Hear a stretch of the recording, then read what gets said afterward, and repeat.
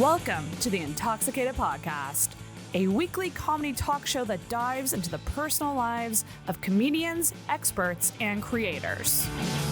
I'm your host, Sarah McClellan, a very amateur stand-up comedian and self-proclaimed sad girl.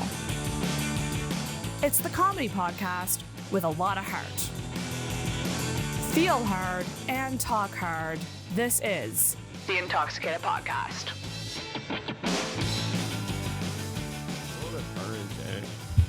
You do look a little red. I'm a little red. Are you actually red in real life? Yeah, I'm burnt. Yeah. I was gonna say I can turn the saturation down. Red like a lobster. I can. I'm on a roll. I also got some sun. Lobster roll. I think my hands got burnt. I forgot to put sunscreen on my hands. That sucks. I always get burnt. I know it's like fucking old hat thing to say, but I always get burnt once a year and then it's fine. Oh my god, it's brutal. Yeah. I'm pretty bad at. Like, I've never even tried to tan. Mm. It's not something like I use like the fake spray tan stuff if I want like a little more color in the summer. Okay, that's it. But you don't get darker naturally. I'm either red or white.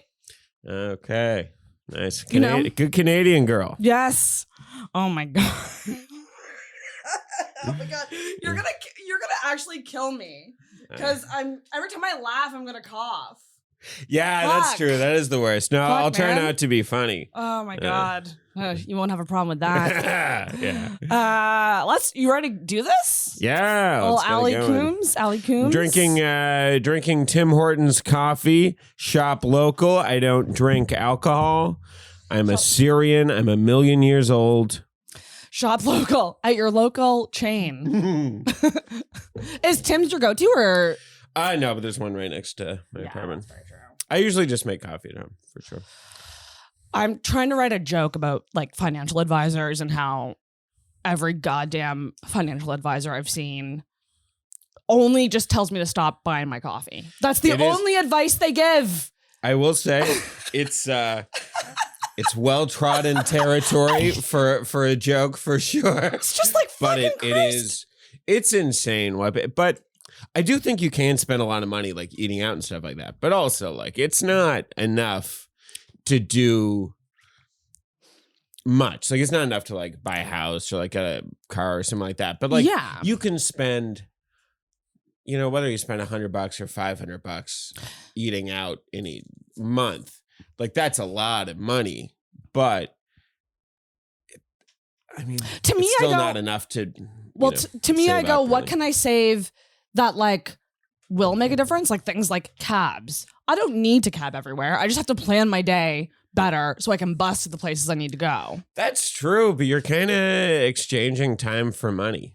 A bus just takes longer. Yeah, when I was taking the bus, it was a long, And I found out I wasn't doing things. Like since I got in the car, I'm doing a lot more stuff just because of how inconvenient it is to bus sometimes. Oh, it fucking sucks. Brutal. Sometimes. No, I mean, people will give you a ride. Like, I don't know. I tried not to take to it, but I definitely had shows and stuff. Like, I'd take rides home all the time. Oh, yeah. Fucking love that. It's worth asking. Yeah, I love definitely. that. I don't think most people mind.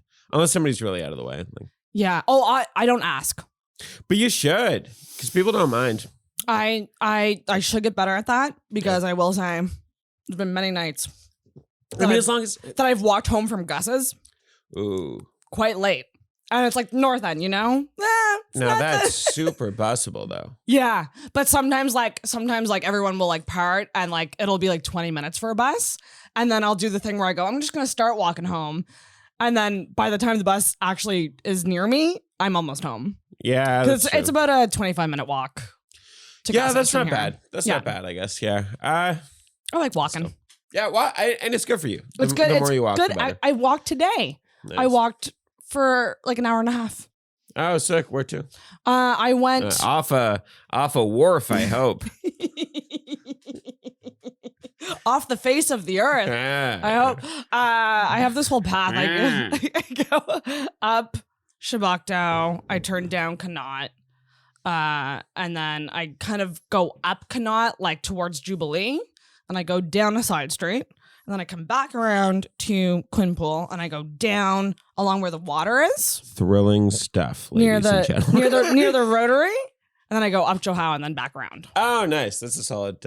Hey, can you, like, how much of it is off the road? Can you get off the road easily?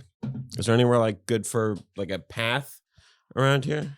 There's the Channel Lake trails. Channel Lake, okay. Yeah, I've never been. Those are fucking awesome. Nice. That's like in the woods, and it's like a paved trail. That's nice for like bikes and walkers and. Yeah. We've got one like right next to the house that goes around Albro Lake, which is sick. The apartment, they say house. Don't people get murdered there? People get murdered everywhere, you know. Albro Lake. But no, this is a commercial. Albro Lake is nice. Move there. It's a great place to live. They actually stock that lake with fish. Yeah. Fun fact. Really? Yeah, it's crazy, but they put fish in it for people to catch.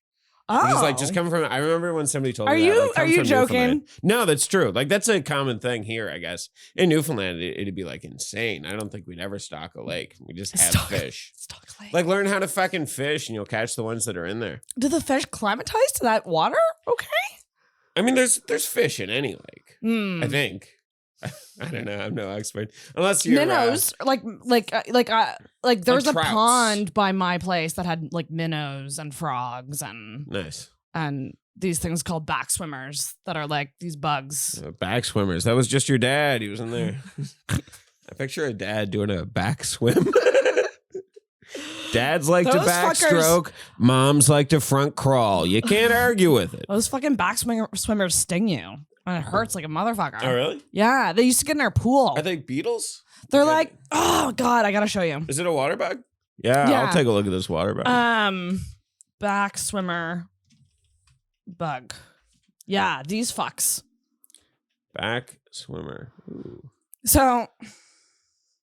Okay, yeah, like a standard water bug. We just called them water beetles or water bugs, I think. And there's a bunch of different water beetles. There's a giant water beetle that I think my sister got bit by one when we were kids. Super funny. Did you have a pool growing up? No. Nobody has pools in Newfoundland. No? I mean, I say nobody does. Like, certainly we didn't. But like, it's how many 30 degree, like what does the weather need to be like to get in a pool? 20, 25, like at least 20. 20 is the minimum for outdoor pool being appealing. Absolutely. And you guys here, you probably get 100 days a year that are above 20, and we probably get like 40 or 50. It's changing. You know, the world's burning. The world, the sun is going to explode. The sun's getting closer. I think that's what it is.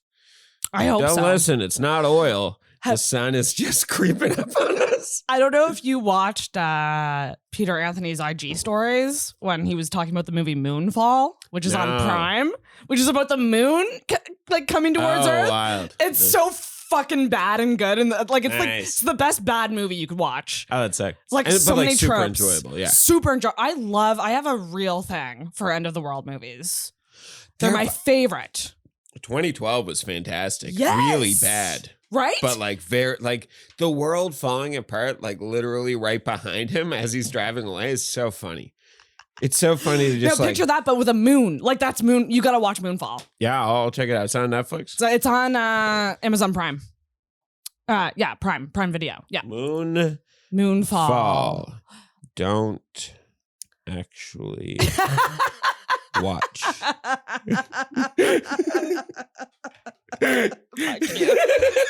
No, I'm sure it'll be good. Oh my God. Let's introduce my guest for this podcast. I love the 12 minutes of preamble that made no sense. Went from water beetles to end of the world movies, but that's how it is. Returning guest, second time solo? Yeah, I think so. I remember second solo. Once with Chris, once with Adrian, once with Mitch. Oh my God, fuck. That's right. But second time solo. And then you did one with, Chris, me and Mitch, Baker Adrian. did. Baker. I'm trying to remember. That was an actual Intoxicated. We did one Intoxicated, and then we did a couple. That was a great one. That was one of the first ones I did back in person. After like the lockdowns opened up. Baker gave you a notebook, which I still have. Your first Moleskine. It's over there. Yeah, very nice notebook. I still put jokes in there. Nice. Which is weird because like it's what he would have wanted. I would hope so. Rest in peace. I'll just write we miss you, Baker. I'll write my manifestations. If I don't have any joke ideas, which is probably a lot of the time.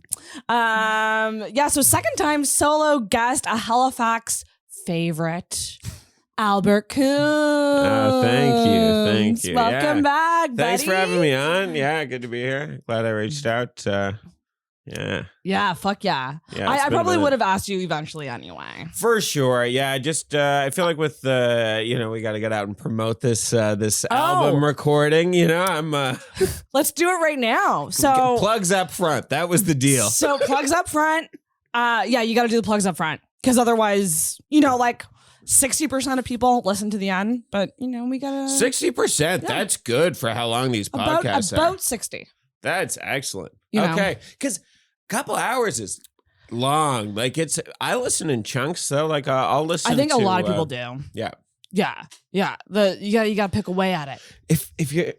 Here's the thing: if you're not going to hard cap it at an hour, then fuck it, 2.5, whatever it is fine. I think those are the two. Either go super long format or like hard cap at like 30, 60, or maybe like 70 minutes, but like. It's hard to do. I should try it sometime. I should bring on a guest and be like, let's try to make it an hour podcast and see if it's like as a test to be like, see if people actually like the shorter episodes. Cause I'll try. I think there's also something to, there's one way to do that, which is just to edit, but that's too much work. It is so hard, especially with long, because the reason being, and I'll tell inside podcasting, because there's so many things that come up in conversation that mold into one another. Yeah. That it's so hard to cut things sometimes because then the subject makes no sense. Yeah. And so that's why I tend to just mostly keep everything. No, I think it's it's definitely more conversational. Yeah. Like I think that's what you want. Those are the podcasts I like. Yeah, for sure. That's Opie and Anthony, which I'm a big fan of. And which is like a podcast, even though it's not. And now like Rogan, I know people hate Rogan. I'll listen to whenever he's got a comic on I like. Yeah. I enjoy it. I think he's good. Yeah. I think he's very good at what he does. Yes. And I think if you expect too much from people, then they'll fall short, and you can say they're like a bad person or whatever. But like, I don't know. I don't think you can expect people to have I don't even want to say right political opinions because I don't think any of it's necessarily right. I definitely am a pretty left guy, but like I don't think that somebody's saying. I don't know what. I'm just saying Rogan should be allowed to say the M word. No, I'm just kidding. Well, I think most Rogan fans, I think that I would actually be confident to say the majority of Rogan fans aren't fully like pro Joe Rogan. They like the podcast. They like the interactions. They like the guests. Like, I don't know. I think he's got a big cult following. Oh, buddy. Buying on it like supplements, you know what I mean? Like following all of his guys, like Hinchcliffe and all those guys. Like I do think he has a huge number of people. It's like a cult who are just fully in. Well, I agree with the guy, and that's not necessarily a good thing. But I don't know. It's really funny. I got a taste of it when I posted a reel that just had Rogan in the title. Yeah. Holy shit! Well, number one, it has the most views of anything I've ever posted. Really? And the comments, oh my God, they're coming for me. Oh, because he's like Joe Rogan. Well, people don't get it. So it was me and Brad Dorian. Yeah. And we were talking about Rogan, and he was like, "I hear you're a Joe Rogan apologist," and then I was making fun of Joe Rogan fans, but I am one. Yeah. So that's what people didn't get. Like they thought I was just making fun of his fans. But I was just going, "Hey guys, you gotta hear him out." Like I was just like joking. Yeah, of course. Which is people don't get jokes sometimes. Yeah. I mean, it is what it is. Like, speaking of Peter Anthony, I just find it is what it is. It's the worst. Yeah. You've heard his joke about that, right? No, which one? Oh, it's a great joke. I don't like do his whole bit. It's like, it is what it is. Of course it is what it is. Oh, yeah. It's like the whole thing. It's a great bit, yeah. I said it Can't be what it's not. Can't be what it's not. Yeah. I said what I said. Yeah, okay. Okay, we're just burning it. Yeah. I said that over text today, and I hated myself. I was like, oh God, I'm one of those people. But I said it. I said it is what it is. If you're gonna do cliches, though, it's better to do old cliches than new cliches. Like fucking people. I was just watching a video earlier, and it did that. Blank understood the assignment thing. Oh yeah, like the song, like the terrible. Is it a song? Yeah, I think it's a song, but it's like the video, like the real thing. I assume it all actually comes from TikTok. Yeah, I mainly Reels and whatever Facebook videos are called. Yes, like I don't know TikTok. I've had TikTok, but I've never like posted on it. Oh, you're on it? I don't think I have it anymore. Let's see. I've been known to scroll TikTok. Here's the thing about these fucking apps is I feel like they judge you and they assume as a man that you want nothing but titties. Yeah, and they just start sending you fucking tits and tits and tits, and it's like, what a horrible thing. I mean, it is kind of, because like I don't need a fucking tit app. I need a fucking app for tits. You know what I mean? Like, and there's probably a better, like, if you're gonna make an app that's just sending me like fucking tits all the time, you know, and they get like, and it's like a censored app, you know, it's like a family friendly titty app. I got no place in my life for that. I just don't want it. I don't know. So it's weird, but it was on Instagram Reels, and it just I don't know, people who quote online things in real life, it's just always again well trodden territory. Yeah, that it's annoying. I love that, well trodden. I might be I feel like I'm I think it's just trodden. I think trodden is like treaded. Let's see if I'm using that correctly. Please look at that. You know, I've wanted to do a segment on the show about phrases and their origins. Well trodden, much frequented or used by walkers, travelers, etc. Gooses! That's what it says. Wait, can it? Gooses? Oh, there we go. The fuck does that mean? Why does it say gooses? Gooses. Gooses, geeses. I want this quiz on plural nouns. Ooh, this is a fun quiz. Do you want to do a fun quiz? What's the fun quiz?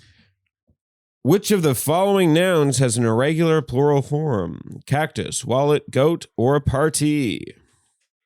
Cactus, goat. What was the other one? Wallet or party. What was the question? Which of the following nouns has an irregular plural form? Cactus. The correct answer is party. The plural of party is partius. It's crazy. Partius. Now it's cacti. Cacti is the plural of party. That's fun. I'd be down to figure out where words come from. Where does well-trodden words or phrases? Okay. It is what it is. It is what it is. Where does that come from? Where does that come from?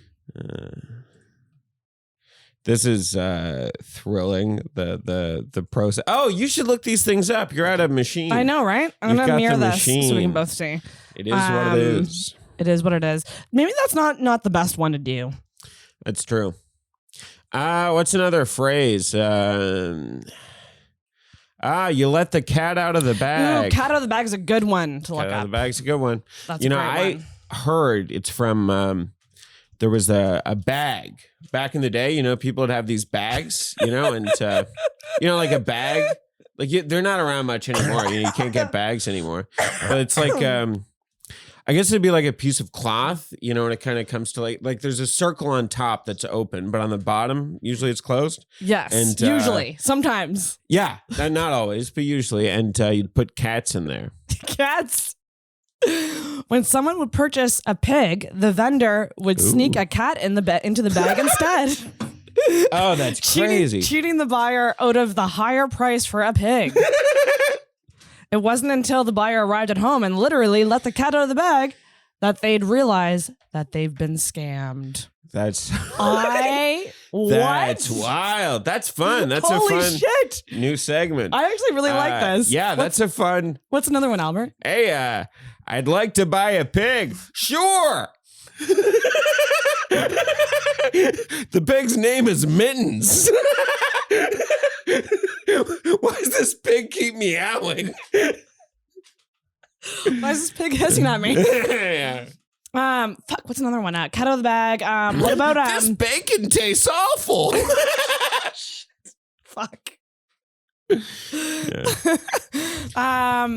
What's another fucking comment? Spill the beans. Let's just go on this one topic of narking. To spill the beans, origin. This is likely drawn from the ancient Greek process of voting, where votes were cast by placing one of two different colored beans in a vase. They can't all be fun. If someone literally spilled the beans, the election results would be revealed. Ooh, that's pretty wild. So it's kind of like that kind of makes sense. I mean, it makes sense. Revealing things. It's not fun. Like I feel like we hit on like the first one was kind of the best one, like the pigs and the cats. You know, that's just. I want to look up. Beans aren't as fun as cats. Fly by the seat. Oh, fly by the seat of your pants. I believe that's like if you got launched off of a like a bike. And you are flying by just the seat of your pantaloons. Okay, maybe. Fly by the seat of your pants is parlance from the early days. I don't know what that means. Parlance. Parlance from the early days of aviation. Aircraft initially had few navigation aids, and flying was accompanied by means of the pilot's judgment. Your judgment, well known to be contained in the seat of your pants. The term emerged in the 1930s and was first widely used in reports. Okay, this is boring. And it kind of didn't explain it also. No, it really didn't. The term comes from aviation. Man. Yeah, this... We've run out of steam on this segment. Yeah, I'm gonna be honest with you. We need a new phrase. What's a phrase? Wait. I say them all the time. I say common phrases all the time. You're a very, very trite person, I believe. Let's see. An old time expression. Go to old time expression generator. Ooh, there's got to be one. I'm sure there's a generator. That's easy. Yeah. Just display settings. Fucking Christ. Dear God. I swear I'm a professional. Swear to God. But that bringing up just the desktop thing, I use it all the time. It's a fun little tip for all you listeners out there. That's a fun hack from a hack. Nice. I still feel bad when I insult you. No, do it. I'll insult you. So this is what I was going to do. I was going to put it to split with React. Let's pull up a generator. A generator. Okay. And then put it on this screen, and then we got it in the video. I think we do need a generator because we're losing power here. You haven't even plugged your show yet. Oh, that's true. June 22nd. This is a fun thing. We're recording a comedy mixtape with a bunch of very, very funny comedians. You know, it's everyone kind of from the same class of comedy, the comedy class. A lot of different styles, but it's me, Chris. Can you name everybody? Chris Halef, who you just had on. Halef. He listed me first, so I'm I'm listing him first too. Oh, isn't that little sweet? Tit for tat thing. He's a real fucking hack. I forgot what we were talking about. No, who else is on the show? Two Kyles. We got Carpenter and Barnett, both great Kyles. Very good Kyles. We got Joseph Harfouche. Very funny. We got Emma Mater. Nice. Very funny. They're all very funny. Brandon Michael. Very funny. We got Jim Temple. Very funny. And I think I'm also there. That's got to be. It's a lot of comics. Is that? I think I got everyone. I'll call it. I got everyone. I think you did. Yeah, I'm pretty good at knowing. But yeah, it's just. Oh no, you forgot someone. Brandon. Oh, I said Brandon. Did you? Ah. Yeah. You didn't hear it. Instant replay, Sarah. yeah. Go back and listen. No, I definitely said Brandon. Yeah, it's going to be super fun. I mean, it's a long fucking lineup. There's some other people who definitely like could be on it in terms of the class of Ooh, name them. I'm not going to. Name them. I can't name people. It's just a lot of really fucking funny comics. Listen, if we could do one big, mega 3-disc album of all the comics in Halifax, we would, but that's just craziness. Yeah, that's exactly it. We can't do that. I mean, Sam's definitely in our like class of comics, and he's so fucking funny. Like he would be great on the album, and like Mitch is kind of in there too. You know, he started around the same time. Like we could definitely, it'd be great. But I don't know. I mean, it's already going to be very long as a show. Yeah, I think as an album, it'll be nice. You have less constraints, but as a show, you're very constrained by time. And I mean, it's honestly like if I could line up that was decided like 2 years ago. Oh. I mean, we had the idea, but I'm going to be honest with you. Chris said that this idea was going back a while long ago. Time. Yeah. It's going back a long time. My God. So guys, go to that. June 22nd at the Carlton. Yeah, check it out. Two shows, early, late show. I don't know. I've been to album tapings. I always prefer the late shows because I find the comics are less nervous and they just want to like let loose during the late show because they get the early one over with. Yeah. And then I find that the late show is actually more like a little looser. So if you're like a really great audience member, go to the first show. Yeah. Let's just fucking knock that one out. Get a good tape. You know, if you're somebody who's like quiet until I just fucking hit one of those walk-off home run jokes, you know, any of them, really. Any of my jokes are like that. So if you're one of those people, you know, come out to the early show. I think it's good to, if you can get the early show good, like if everything's good on the early show, that's what you want. And then the late show, like if you could, and also if you come, don't be a chatty Cathy. Don't be a drunkard. Don't be a drunk dog. Go to the early show and then go get drunk. But go to the early show, get drunk, come back. And then go up on stage. Who knows? Do your act again. That's what I'm going to do.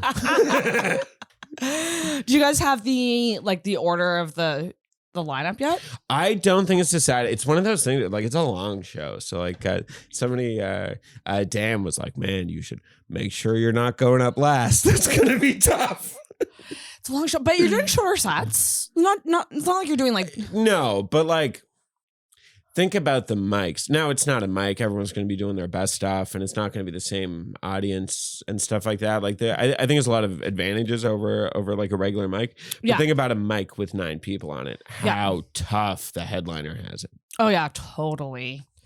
I think and there is no headliner. Like it's everyone's on equal footing. Like that's the thing. I think it's going to be such a good show that it's not going to feel long to people. So yeah, I think that's definitely true. I think everyone's going to kill it.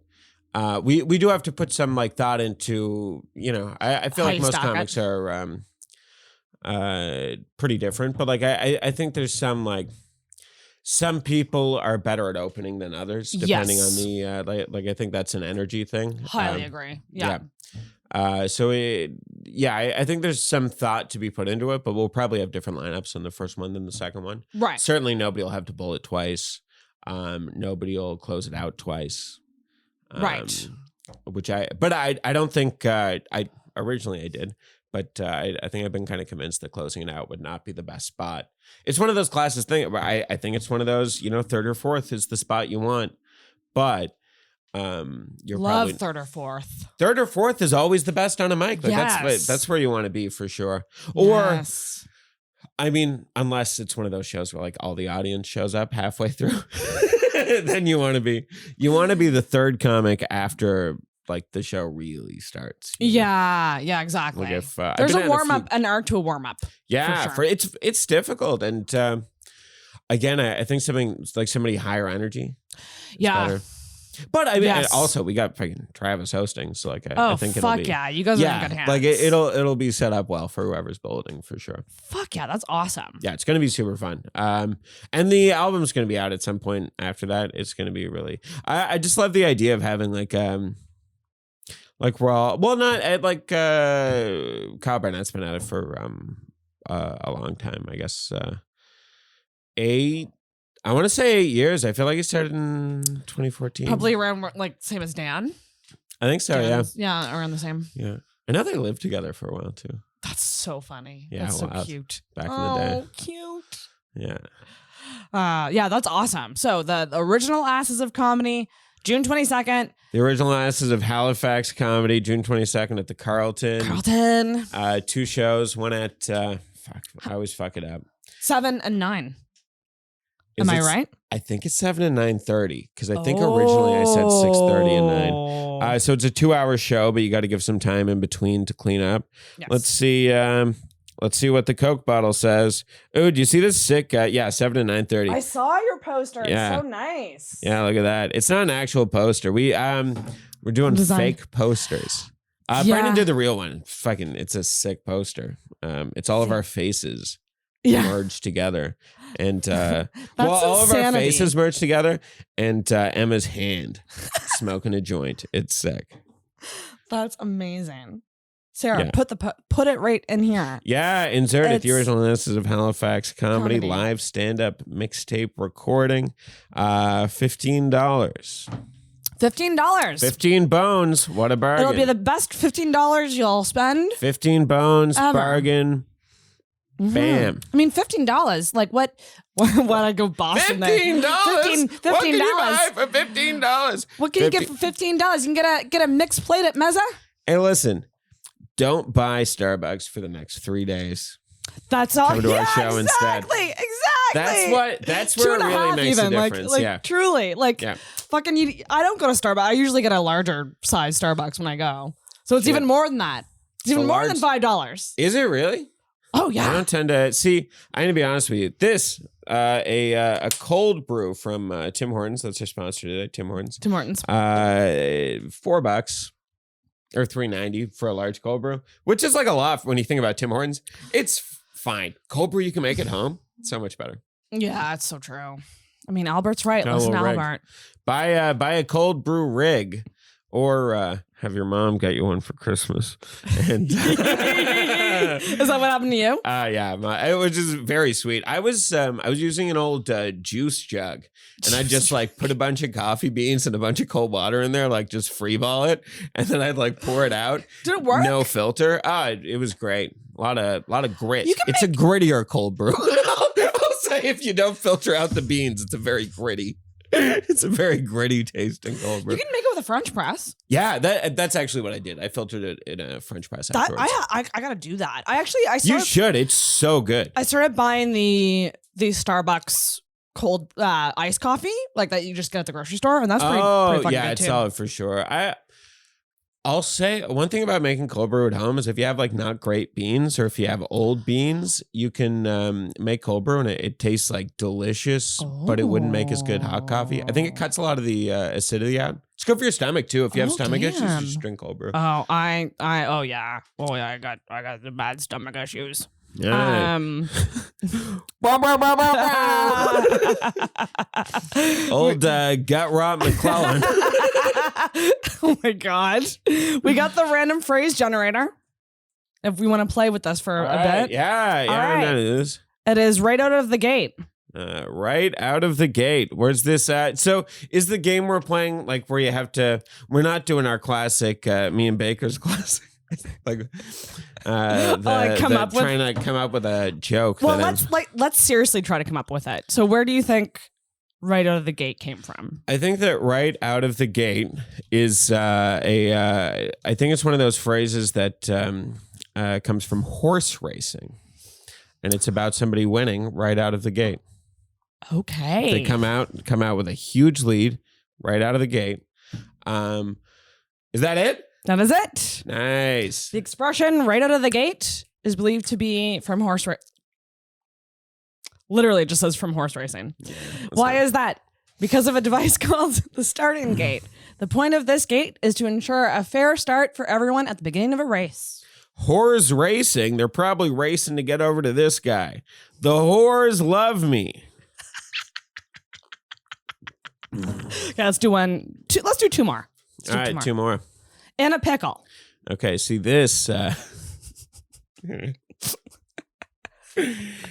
pickle.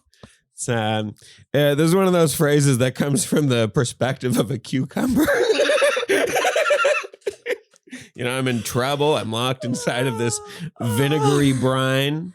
And you can't get out. You can't get out. You're in a pickle. That's it. It's a lot more sophisticated, apparently. Origin is William Shakespeare is thought to be the first to use the idiom in a pickle in The Tempest. Ah, The Tempest. But he gave it a somewhat different meaning. In England, pickle actually refers to something close to relish. And one is in a pickle if they're inebriated. Okay. Oh, interesting. That's why that's where the pickle shot comes from. Pickleback. Oh. Nah, I don't know. Not a fact. Fun fact though, Tempest, honestly, it's my favorite. My second favorite is Temper, and my third favorite is Temp. Temper? Temper, and Tempest. I actually don't know the premise of The Tempest. I believe it's about an old shoe salesman. I think it has something to do with the water and a salesman. I know. I read 3 pages of it. Here's the thing. I own a lot of books. I've read 3 pages of all of them. Dude, the self-help section of that bookcase? Oh, that's so funny. Oh, yeah. Can we read some can we go random page self-help book? Oh my God, that would be fun too. I love... we're not going to get to the segments today, you guys. Oh, no, we can do segments. I did prepare something. Yeah. One more phrase. I don't like this one though. A dog in a manger. A dog in the manger. I believe that refers to... Jesus. I actually really like this because it has the meaning underneath it. Oh, nice. Someone who prevents others from using valuable items, even though they have no need for them. Oh, that's crazy. I don't know. A manger is like, so like if you had a dog, and I guess a manger is like I think of it with Jesus. Like a stable thingy? Lord and Savior. Yeah. R.I.P. Big guy.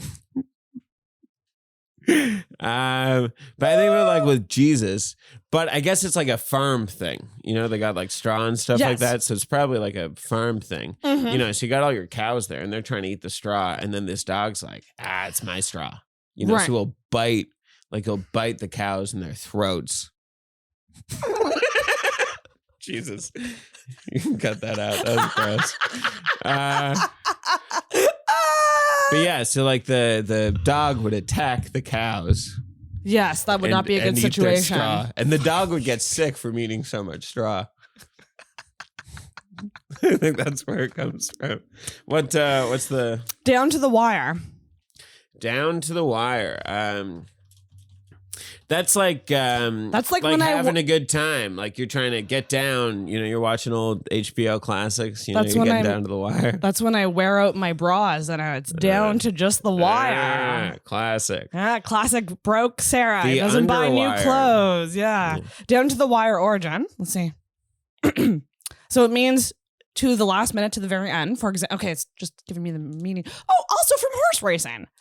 This term comes from horse racing where it was long the practice to stretch a wire across and above the track at the finish line. That seems scary. Yeah. Would that hurt the horse? I imagine. Yeah, I probably. I mean, I'm going to be honest with you. I think hurting horses is not something they're super concerned about in horse racing. No. I think they kind of feel like, look, it's a rabbit. First of all, horses don't even eat rabbits. No. Oh, they don't that's for dog racing, isn't it? Oh, God. Do they use rabbits for horse racing? Like a rabbit around the track? That is just dogs. Is dog racing a thing with a rabbit? I think in like dog racing, you have a rabbit going along the track, and that's what they're chasing. That's so sad. It's not a real rabbit. It's like a rabbit on a stick. Oh, okay. Much like better. Along the fence, kind of. Much better. I'm going to be honest with you. Everything I know about any kind of animal racing, I learned from The Simpsons. So I'm just like vaguely remembering a scene from The Simpsons. But I'm pretty sure they do have like a rabbit. Okay. Yeah. But probably not for horses. So ignore that earlier bad point I made. Probably not. What should we do next? Okay, so we have the segments. We also have voicemails. Voicemails. Yeah, you know what? We also have self-help books. Voicemails. We have a lot to get to. This is a jam-packed, for sure. Jam-packed episode. Let's do voicemails. Okay, we're doing voicemails, everybody. So we're going to hear from some people. I'm going to play these anonymous. Oh, nice. So we got 5? We have 5. 5 VMs. So I'm playing these in order of how I received them. Right? All right. So our first voicemail is from Anonymous, and I'm going to play it right now. Intrigue.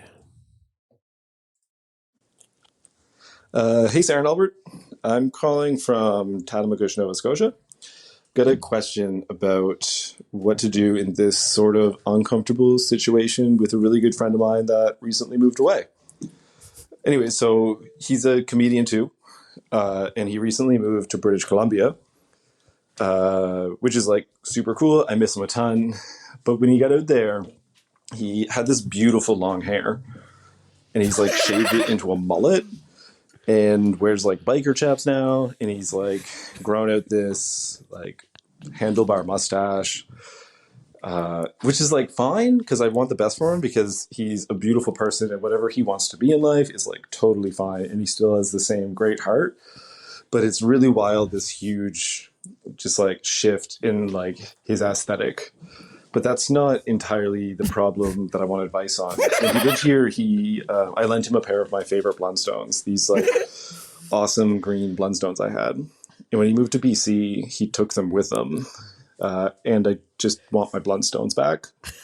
But I don't want to be a dick because like I love them. I probably have like a bunch of like hidden feelings about them. And I still really want that relationship and for it to be like comfortable and good, but I also want my Blundstones back. So maybe you could just like give me some advice on how to not be a dick and get my favorite Blundstones back. Anyways, you guys are both great. Amazing work. Great podcasts. You're all rad. Thanks, Sarah. Thanks, Albert. Okay, bye. Thank you. He said anonymous, so I won't reveal who that is. We both know, I think. Yeah, that's M. Yes. Classic M. We'll call him. And here's the thing. I just want to address this. The mysterious comedian who moved away. You know, I know what you're thinking. Like, he doesn't get how you feel. But, I mean, to be fair, Matt has walked a mile in your shoes, so... He probably knows exactly how you're feeling. Probably walked many miles. Many miles. The man has to walk a lot. Up mountains, down mountains. Up mountains, down mountains. He's got these huge sores on his feet because Blundstones, you know, those aren't hiking boots. They're not? I have no idea. I've never worn Blundstones. I've always considered them like a multi-purpose shoe. An MPS. Okay. An MPS. I get it. I've wanted a pair forever. They are so pricey. So I don't blame M for wanting them back. I'm going to be honest with you. Never loan anyone a shoe that... Never loan anyone anything. Never loan anyone a shoe, though, for sure. If somebody loans me a shoe, I'm assuming I'm being given a shoe. And this is no offense to M. Great guy. Love the guy. Met him, I think, once. Runs some great shows. Very nice guy. Fuck yeah. Yeah, super cool. But I'll say it. If you loan somebody a shoe, I think they get to take the shoes. Because, I don't know, my feet stink. Like, if I wear a shoe, those are marked. It's like when a fucking cat pisses in to, like, mark its territory. I feel like that's what I do when I put on a shoe. It's a very intimate thing. It's almost like underwear. It is. It's like loaning somebody. I'd say it's worse than loaning somebody underwear. Ooh. Because its shoes are like, well, because you can't wash a shoe. You can, sort of. There's no way you can wash shoes. You can kind of wash shoes. I'm going to be honest with you, Sarah. I find this out now. A whole bunch of stuff you can wash I didn't know about. You know you're supposed to wash like your range hood? Your what? The range hood of your stove. What? I don't even know what that is. Yeah, all right. What is that? You don't have one. Oh no. Oh, okay. It's like the thing that goes above. I'm off the hook. Living with a lady, I'm learning there's all kinds of stuff you're supposed to wash. Well, like your walls. Did you know you're supposed to wash your balls? Did you know that you're actually not supposed to wash your vagina? Oh, that's crazy. Hot water only, baby. Hot water only. Soap gives you the infections. Oh, yeah. I mean, you know? I think it's definitely true that you shouldn't be shoving stuff up your hoo-ha. Nothing like brown sugar, cinnamon scented body scrub or anything like that. Definitely not. Yeah, don't do that. Yeah. But okay, so how can get these back from our good friend Matt? Listen, I think you gotta be blunt, Stones. You know what I would do if I was him, honestly? I would bring it up very casually the next time they're talking. Like, no. Bad. No, but hear me out. Okay. So you be Matt and I'll be M. Oh, I have a mullet. Oh my God, I missed you so much. How are things in BC? Oh, I'm just walking everywhere. My feet hurt. Oh my gosh.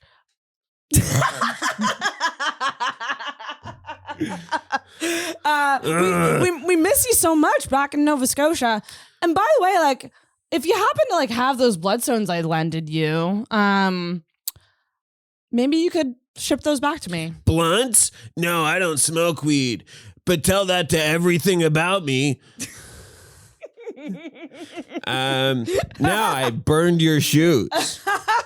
See, that's how that interaction will go if you approach it that way. Oh, Here's what you do, Em. Here's what you do. I mean, you heard Sarah's approach. It didn't work out. In that situation, if you approach it that way, Baker will burn your shoes. You don't want that. And he's not an angry guy. It's just the way you approached it. It caused him to do that. I'm kind of with you. I would hate to ask for, like, I've lent movies, like DVDs, to people, like back in the day, you know? Back in the day when you'd watch DVDs and never got them back. And I think about them all the time. Never gonna ask. I just returned a DVD that I got a loan of 2 years ago. No way. 2 years. I think this is a call to action. And I put a coffee stain on the DVD cover. Fuck, man. Which is terrible. That's why it took me so long. I tried to like scrub it out and I couldn't. I think this is a call to action to all people listening.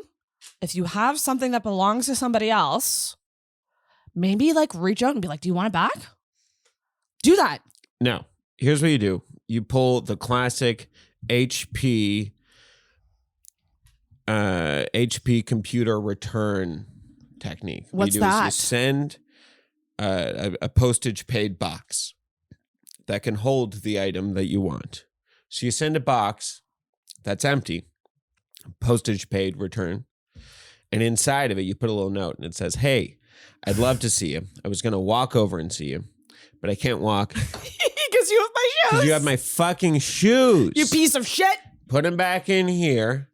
And then I'll get them back and then I'll walk over. But I'm going to be honest with you. Sending a like vaguely passive aggressive note inside of a postage paid return box, not the worst way to get something back. I think that'd be fun. You know what? Almost as fun as tuning into a podcast because one of your dear friends is a guest on the podcast, only to hear another dear friend call in and then find out that way. That's it. I have this theory that just was Matt. That was no. I don't think. That would be amazing. It's a second shooter. All right, next voicemail. So we hope that helps you. Yeah, shout out to M and Tattamagush in general. What a great town that is. Great town. Oh, it's so nice. So nice. Shout out to the waters near Tattamagush, Pugwash. They are just 8 degrees warmer than the surrounding area. The Strait. Oh, fuck They're in the Strait of PEI. It's so nice. You can swim in the ocean and you could swim there now. If it's a nice day, you can swim. Fuck yeah. I'm down for that. Certainly by July. All right. Next voicemail. Oh, and Baker, we miss you. Yeah, come back to us, bitch.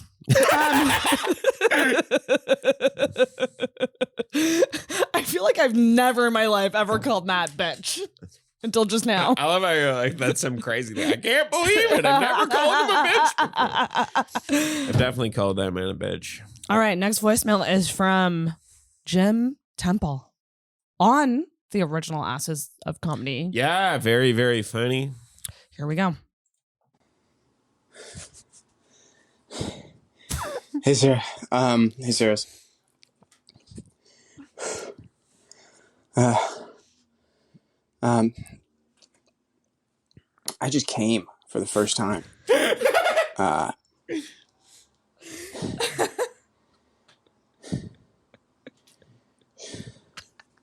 And I heard you're supposed to pee after it.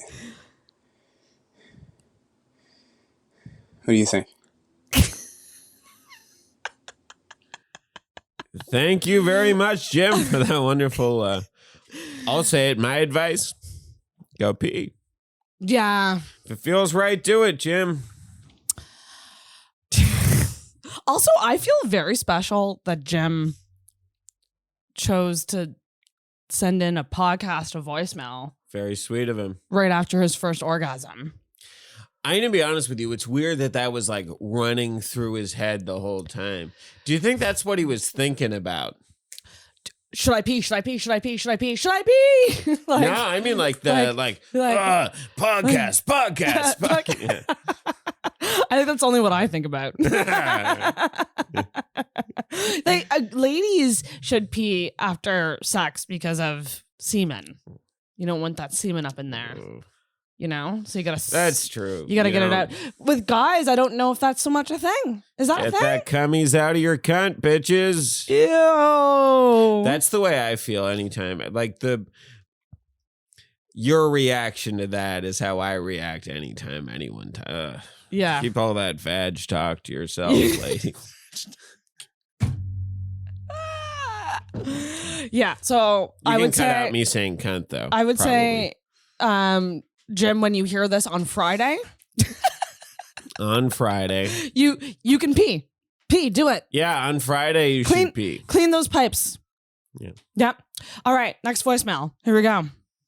Allison Cuba.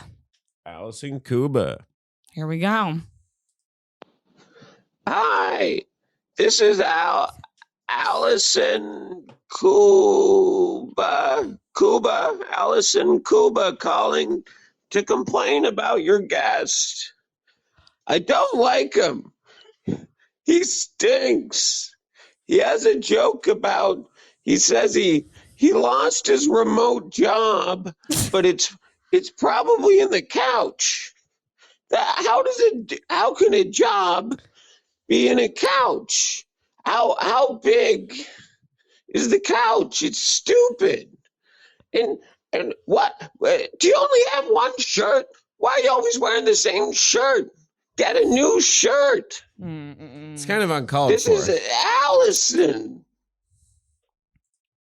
Allison Cuba. I don't like the sound of this Allison. She did not like you. Is it true? Yeah. Is it true that you only have the one shirt? I do only have one shirt. Can we confirm this by going back to the old Albert Coombes episode? Oh, I bet I am wearing the same shirt in most of these. I definitely wore this on the Banana Boys. Did you? Yeah. Oh, yep.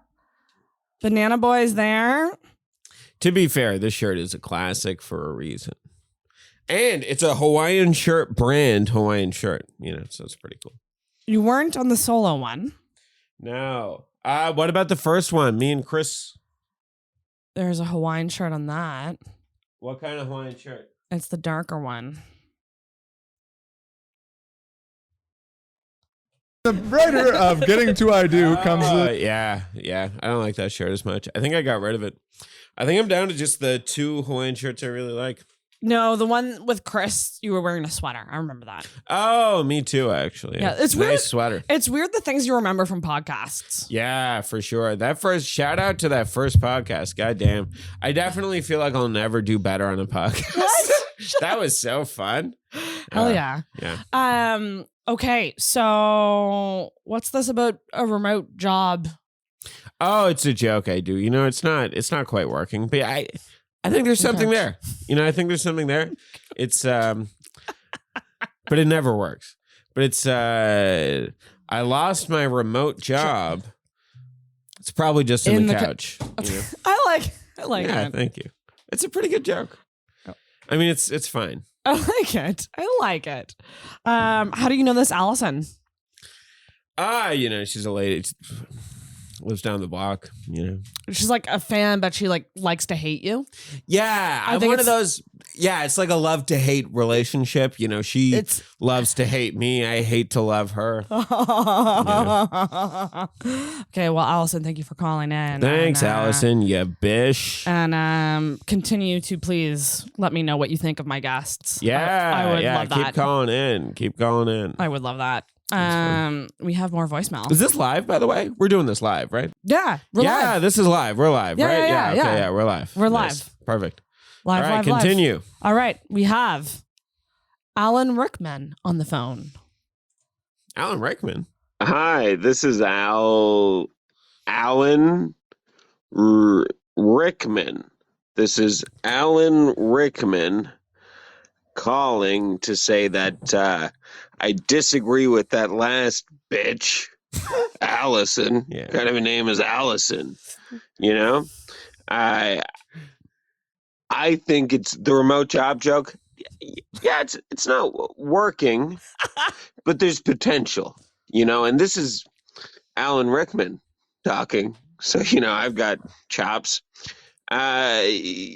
The shirt thing's true, though. Get a new fucking shirt. Jesus Christ. What are you, fucking one shirt, Susie?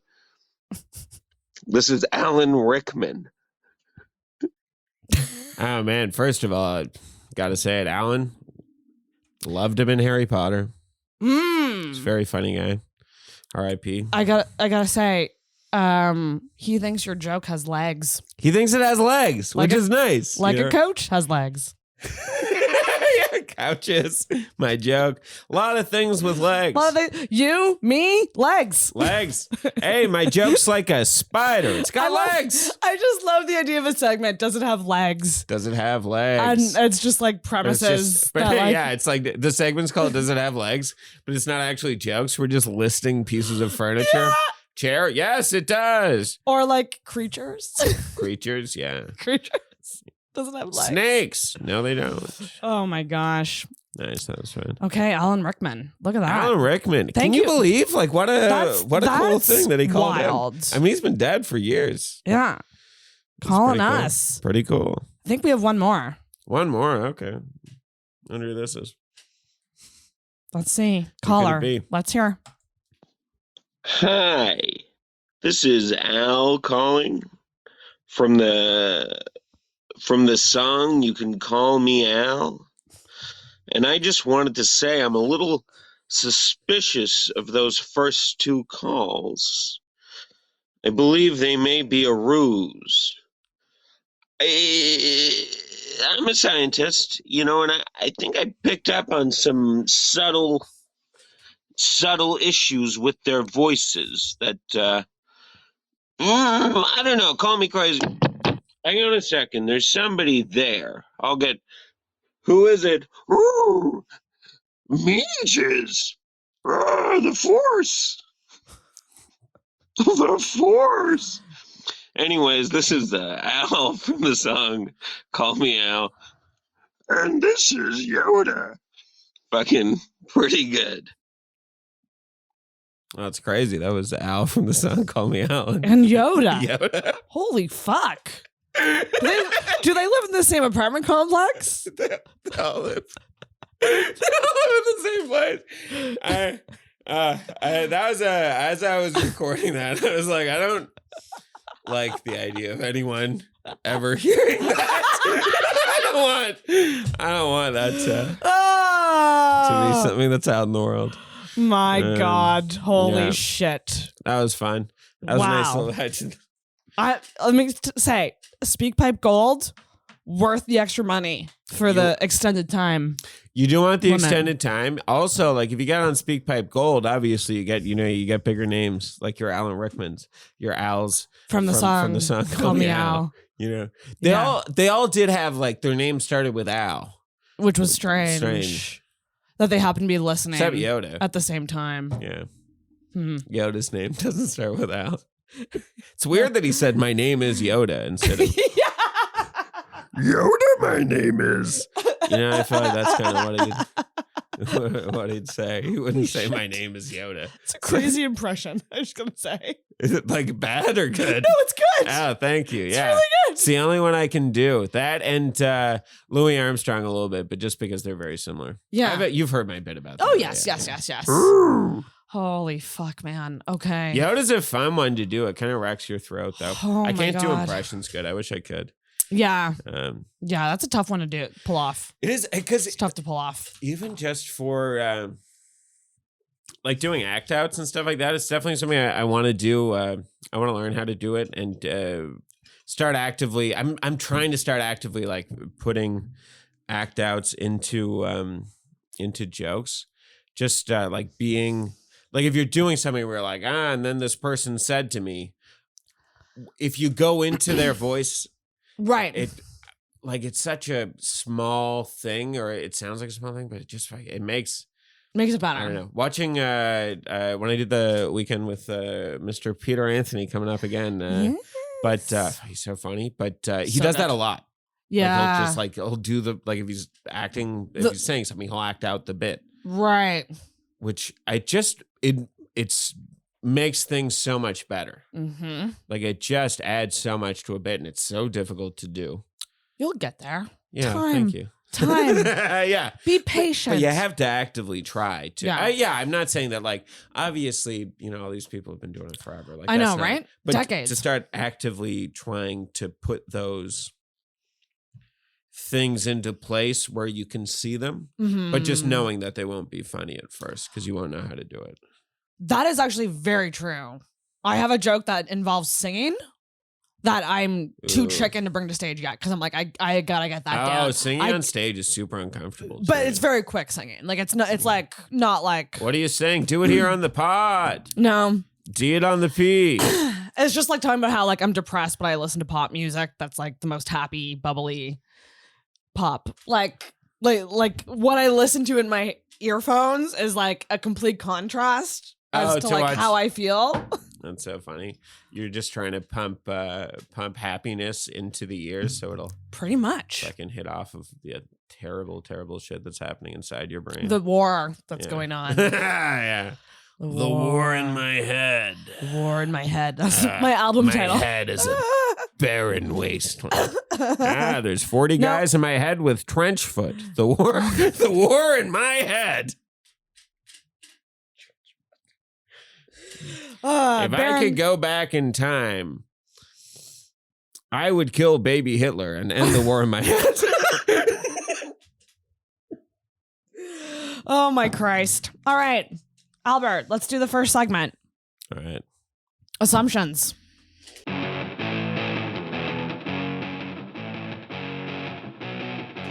right, what do you assume? Assumption segment time. Assumption number 1. You are full of beans. You mean like I eat a lot of beans? True. I do eat a lot of beans. Full of beans. I ate this guy. Lentils and rice earlier today. Oh, I'm correct. No, lentil's not a bean, is it? It's a legume. It's same family. Okay. Same family. Hey, you into the beans? I like beans. Yeah, I like beans I'm too. a vegetarian, so you have to eat a lot of beans. You gotta do that. Also, fart a lot. Fun fact. Fun fact about me. Could they be related? I don't know. Even on non-bean, I'm a farter. I'll say that. He farts. He's a farter. My Seinfeld, not very good. Oh my gosh. So we went to this place that served maple pancakes. They served farts? They served maple pancake breakfast, and one of the options for a side was baked beans, which I love. Yeah. But only a little bit. Like a little scoop of baked beans with your breakfast. Like not a lot. I like a little bit. And I said that I wanted the beans, and my entire family turned and judged me so hard. Really? For ordering baked beans because they thought I would have gas. Oh, that's crazy. And so I literally was like, I'll take the bacon. And I changed my order. That's sad. Your family shamed you away from a healthier choice. Because I don't know if you know this, but beans good for your heart. Ooh, we need that. You do. I mean, yeah, it's very important, especially in today's climate. Yes, today's climate. Okay. Assumption number 2 involves my friend Clifton. Nice. He also had a take on this. Oh, of course. His assumption was the opposite of mine, so I need you to set the record. Okay, let's dial in. Yeah. Straight. So he assumed that all your underwear is the same, like they all look the same, and I assumed the opposite. Oh, that I'm going to be honest with you. I've got some sets, and I've got some I've acquired them. Novelty. Yeah. There's I've got at least 2 pairs of Coca-Cola boxers. Shout out to Coca-Cola. Oh, I love Coca-Cola. Coke is so good. I had a glass bottle of Coke last night when I got home. Oh, it was so good. Yeah, very good. Okay, so we're both kind of right. Yeah, I'd say they're more varied than not. I'm trying to get in the habit of throwing more stuff out when it gets bad. Or yeah, that's I was gonna say or donating it, but you don't donate old underwear. Boxers. Yeah, No. But yeah, I'd say there's a good variety. About 50% boxer, about 50% boxer brief, but I'm more into the boxer these days. Clifton also said that you wear a lot of tighty whities. Oh, it's fun. Was that a serious thing from him, do you think? Sorry to tell. Who knows? See, Clifton, the thing is, when you're friends with comics, you really don't know what's true and what's a joke. That's very true. I expect that Clifton wears a lot of tighty whities on his head and sings in the mirror while he's doing it. I expect that he slides into his bathroom wearing tighty whities on his head, holding up a brush as a microphone. With sunglasses on? With sunglasses on, yeah. Oh my God. I would assume that he has a lot of I don't know, themed underwear. Yeah, he definitely has movie and television show. I'd bet that he has at least 5. He has boxers from at least 5 different Fox programs. Ooh, okay. Well, I think 5's the number, but I think you could take an over-under on that. I'll check it and fact check in the intro. Yeah, do it. See, I feel like adult men can get away with stuff like that. Whereas, if I'm a 35-year-old woman with My Little Pony underwear, that's weird, right? Yeah, I mean, being a 35-year-old man with My Little Pony underwear is much worse. For sure. It's so creepy. If you have a My Little Pony underwear and this mustache, you should be put in jail. Just in case. Oh my God. Just in case. Oh my God. Okay. Okay. My next assumption. You are a great concert buddy. Oh, I do go to a lot of... I used to, not anymore. I'm going to see Rage Against the Machine in Ottawa this summer. Are you the type? Are you a good concert buddy though? And by that I mean, are you someone who sticks with your pack? So it really if you have a good spot, you don't leave it. Oh, I'm not a at the front guy. Oh, I find that not. very intimidating. There's too many people around, and I don't find it. There are some bands where it makes a difference, but for the most part, it doesn't. Okay. I just as soon. When we saw 2 very notable ones were Red Hot Chili Peppers and Nas, both of them with a bunch of people. A couple of us stayed back, kind of leisurely enjoyed, and then a bunch of people went up to the front. And my buddy, he pissed in a bottle. You know what I mean? I can't piss in a bottle around a bunch of people. I wouldn't be able to do that. So you're up there, and then you kind of leave to pee, and you have to fight your way back in, and you're drinking, and maybe not all. Maybe that's not all. You're having a few drinks, and it's just not. Yeah, it is insane that people who camp out for hours intense. To get to the front. It seems crazy. What would you do you would just hold it, or you'd really not drink a lot, or try to drink as little as you can. My buddy, he pissed in a bottle. Oh my God. I wasn't up there with him, but he pissed in a bottle. He had another bottle that was the same bottle that was full of water, and he shook the water bottle after he Stop. Everyone thought he was like fucking piss on him, but it was actually just water. Oh my God. But like they thought it was piss for sure. Holy shit. Super funny. I mean, not really super funny. Anyways, that's like kind of stuff. Past guest told me that at a concert once who was this? They said they all just peed in one area of the ground. Oh. It's just so gross. Like, I don't know what, like, I'm good. There's a certain degree of gross that you have to deal with at, like, I went to Osheaga, I guess 2014 to 2017, like, every summer, and it was sick. It was so much fun. But, like, there's a certain amount of gross that you have to deal with. Yes. Like, so there's, like, a field of, there's porta potties, but there's also a field of porta potty urinals, which is a wild thing. It's just like, there's like 4 spots. Yeah. And you know, there's like a little bit of a barrier, you know, you can get 2 shoulders on. Nobody will see your ween, you know, nobody wants that. Moly. But you lean in, but you're walking through this forest, you know, and let's say there's a little squish under your foot and you just have to think, I hope it rained, because like there's a give to it. I'll say there's a give to the ground that you have to. It's a little bit gross. Like concerts like that are just a little bit gross. Oh, Everyone's my God. there, you know, but there's so much fun, and you get to like cross off a lot of people you want to see, like a lot of musicians at once. Like I saw Red Hot Chili Peppers and Radiohead. Right. Oh, fuck yeah. Crazy. And next year, Kendrick and us. And when Kendrick was on stage, Mos Def came up at the end and like freestyled with him. Oh, and fuck. It was just crazy. Yeah. And the first year, who was it? J. Cole, now a basketball player, formerly a rapper, J. Cole, and Jack White is like my favorite musician, and Outkast. It's fucking crazy. God damn. Like, what it fucking, for, you know, whatever it was, $300. Plus you have to get to Montreal, I guess, but like $300 but I mean, to see you might those as well. acts. Exactly, Yeah, right? You're going to see much so many fun. people.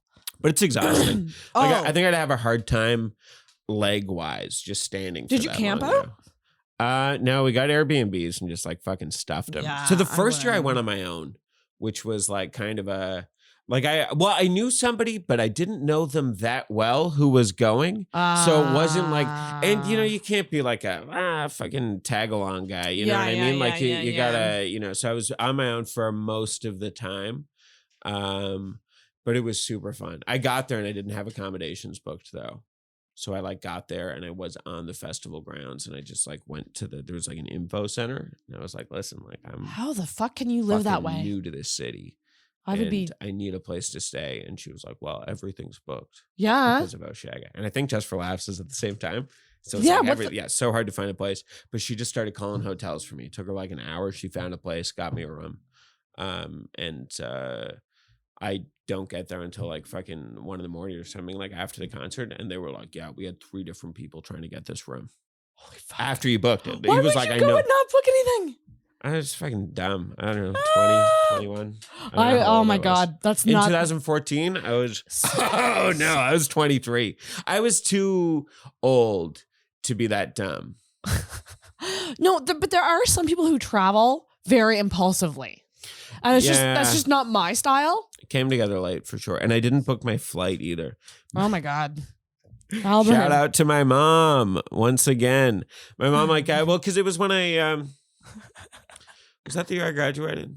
I feel like I graduated in 2015, not 2014. But I don't know. I was definitely, I don't know. My mom bought me the flight on like Air Miles points or something like that. That's really nice. So I flew into Ottawa. Yeah. And got a train from Ottawa to Montreal. Oh, that's fun. Yeah, you'd think, except the fucking trains here stink. So I was late on the way back. Like the train stopped for like 2 hours or something. And I ended up missing my flight. And they got me a new one for free, but it was just like, oh, brutal. It's insane that like 2 hours, like they break down on the side of the road for 2 hours. Just trains stink. Don't ride the train. That's my take on that. Don't ride trains in Canada. They stink. I mean, like subways or something like that is different. But yeah, that'd be different. Intercity trains. I've never no good. Taken a train anywhere. Super fun. I've taken them like outside of Canada and they're sick. But within this country, I just don't feel like they're. And apparently it's awesome. Like I know my dad went like from here to BC when he was a kid. Like took that train. I think he was able to do it for free because my grandfather like worked for CN Rail. But how long did that take? Oh, it's a long trip, but apparently it's beautiful. Like taking the through the Rockies. Oh my God, shit! It's supposed to be unreal. It's something I'd really like to do, but again, it's very expensive. It's way more than it would cost to fly. Oh yeah, to get from here to BC, or I imagine it's more. I don't know why they charge that much. I think they could fill trains if they didn't charge much. Right.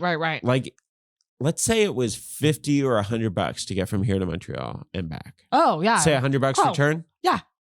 Oh, who wouldn't do it? Who would? Oh, I'd be there all the time. Especially like students and like young people. You know what I mean? Like you travel all the time, but I feel like it's a lot. Check how much it costs to get to. What am I looking at? Via Rail? Yeah, Via Rail's the only place I know of. But I think it's a lot more than you'd expect, and I also think it's.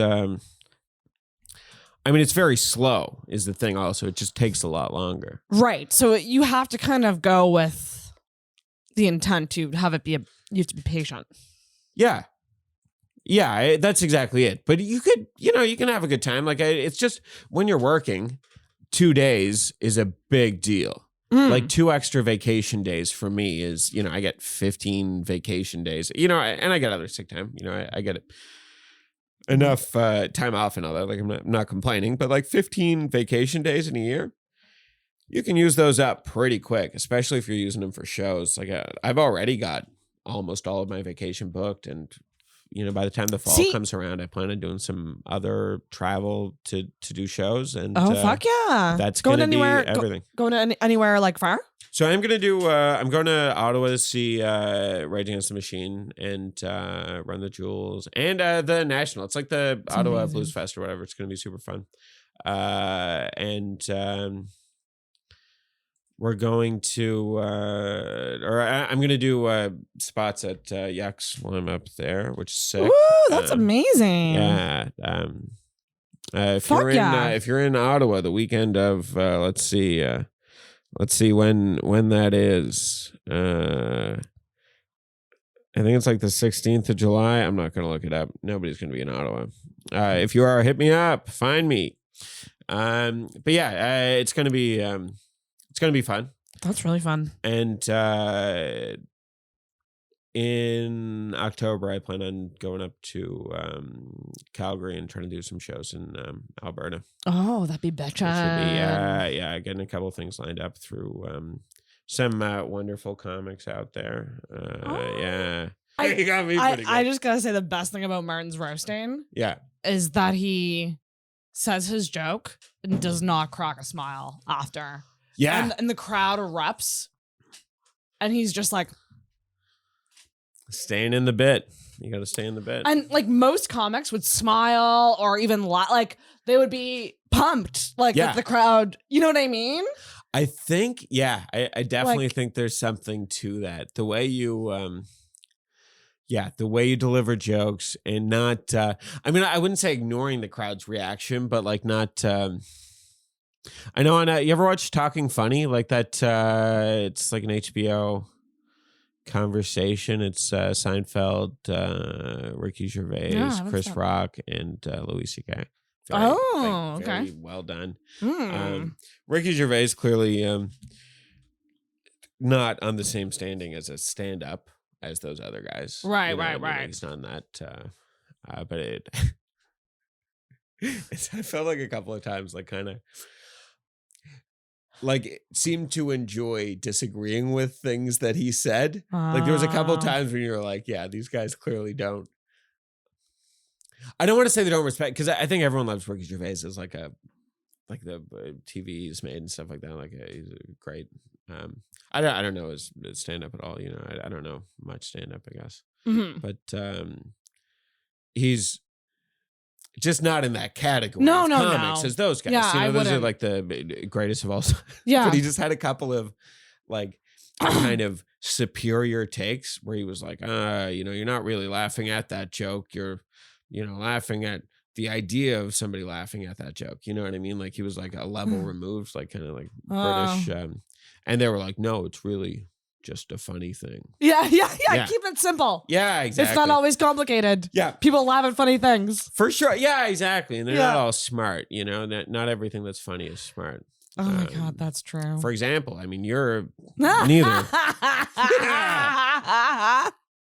But oh my gosh, weird transitions. Now we're talking about roast battles. This actually.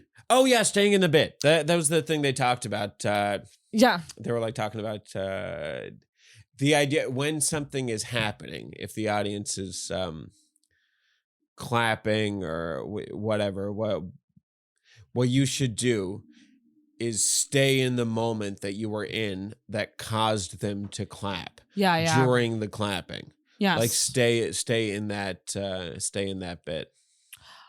I feel like that's something. That's what I always do, when I'm getting uproarious laughter. I find it kind of easy to do that. She stays in the bit. I don't know. Like but I also just have a hard time taking in energy. Yeah, I get that for sure. I was talking to Chris about it. Like doing well, I still don't feel it. Yeah, that's fair. I mean, you don't have to worry about that happening too much. I still don't feel that like feeling. I don't know. It's really hard to explain. No, you don't feed off of the energy of the crowd in that way. Well, like I did a weekend at Yucks and like it was like, yeah, congrats. That was good, eh? It was high pressure and I did well. Like from a technical technical standpoint, I did well. But big laughs. I didn't feel it. I mean, you're probably just too nervous. And I think that's what it was. I think I was just very stressed. And I was just in survival mode of get through this, get it done. Yeah. I think it takes time to get more comfortable on stage. And especially like on stage in front of a lot of people. Like that's a bit of a different... You've done guests at X before that? I did 2 guests before doing this. And they went well too? You were there for my second one. My second one I didn't like. When was second one was in December. Back in December. I was just there to watch. I wasn't. It was a Christmas party crowd. Okay. And I found my first again. Like I mean, this is a whole rabbit hole, but like I'm very leaps and bounds from where I would want to be, and where I want to be is writing jokes that I enjoy that also do well. Yeah, I don't really relate to the ones that do well right now because they're so old. Yeah, that's fair. I mean, maybe that's a sign of personal growth. You know what I mean? Am I growing? You might be. You might just be growing.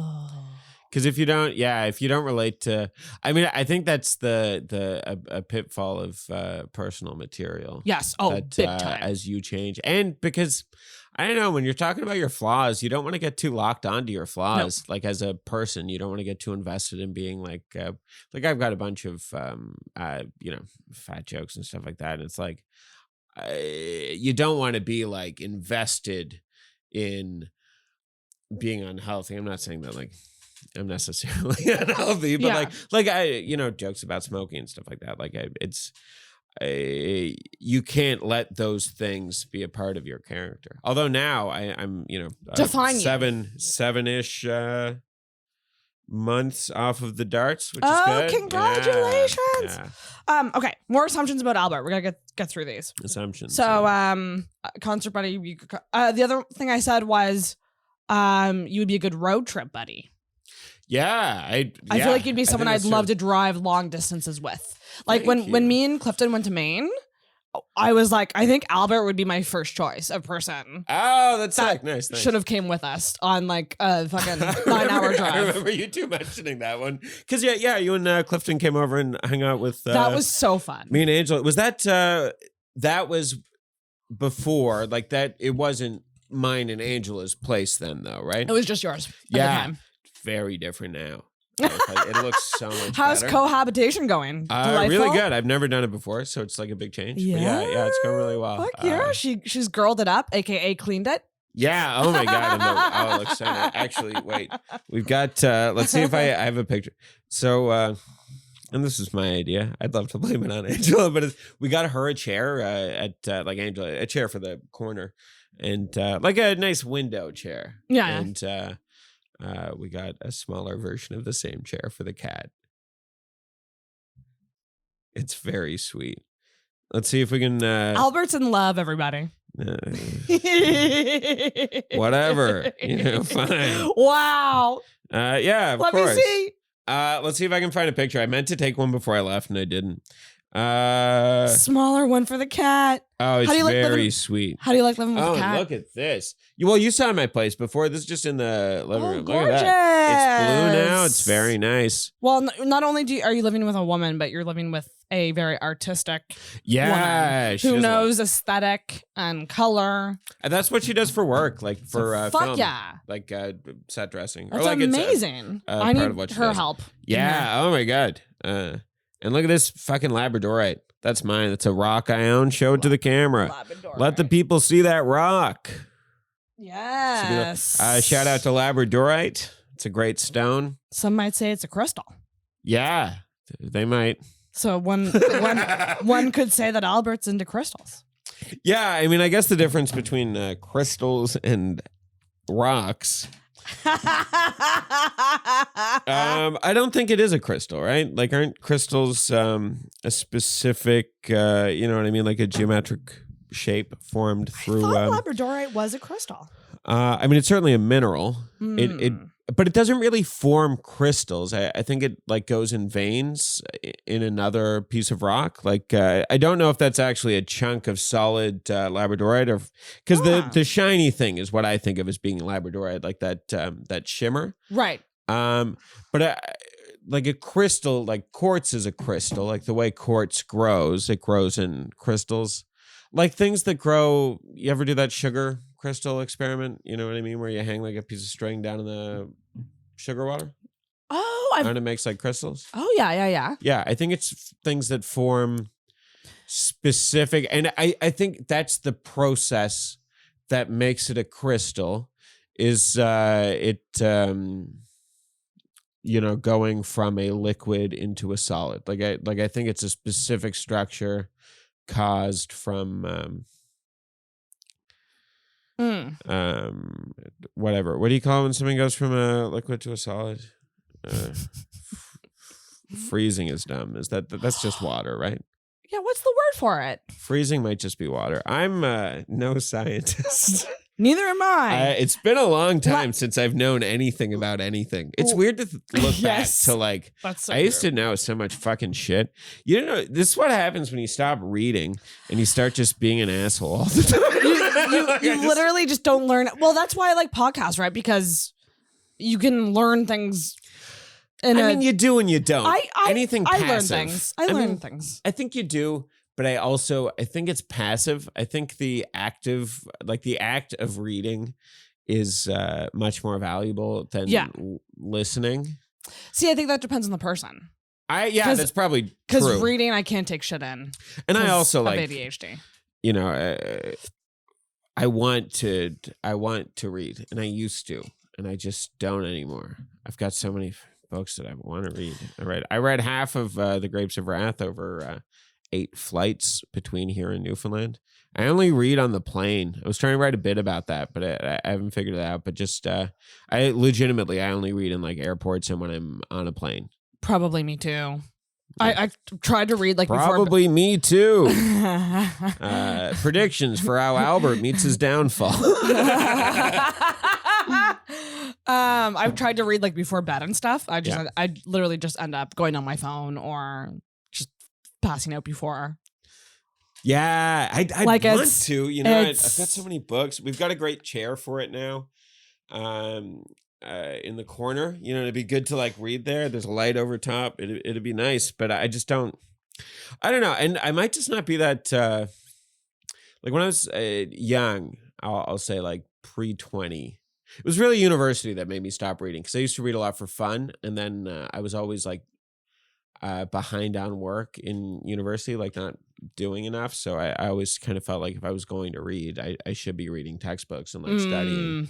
And then that became my only interaction with reading was reading about fucking engineering, which I didn't like. Right. You know, and then failing out of that.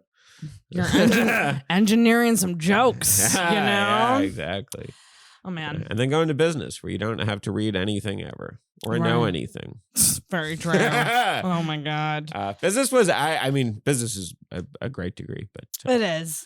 I don't know if you do it right, you know?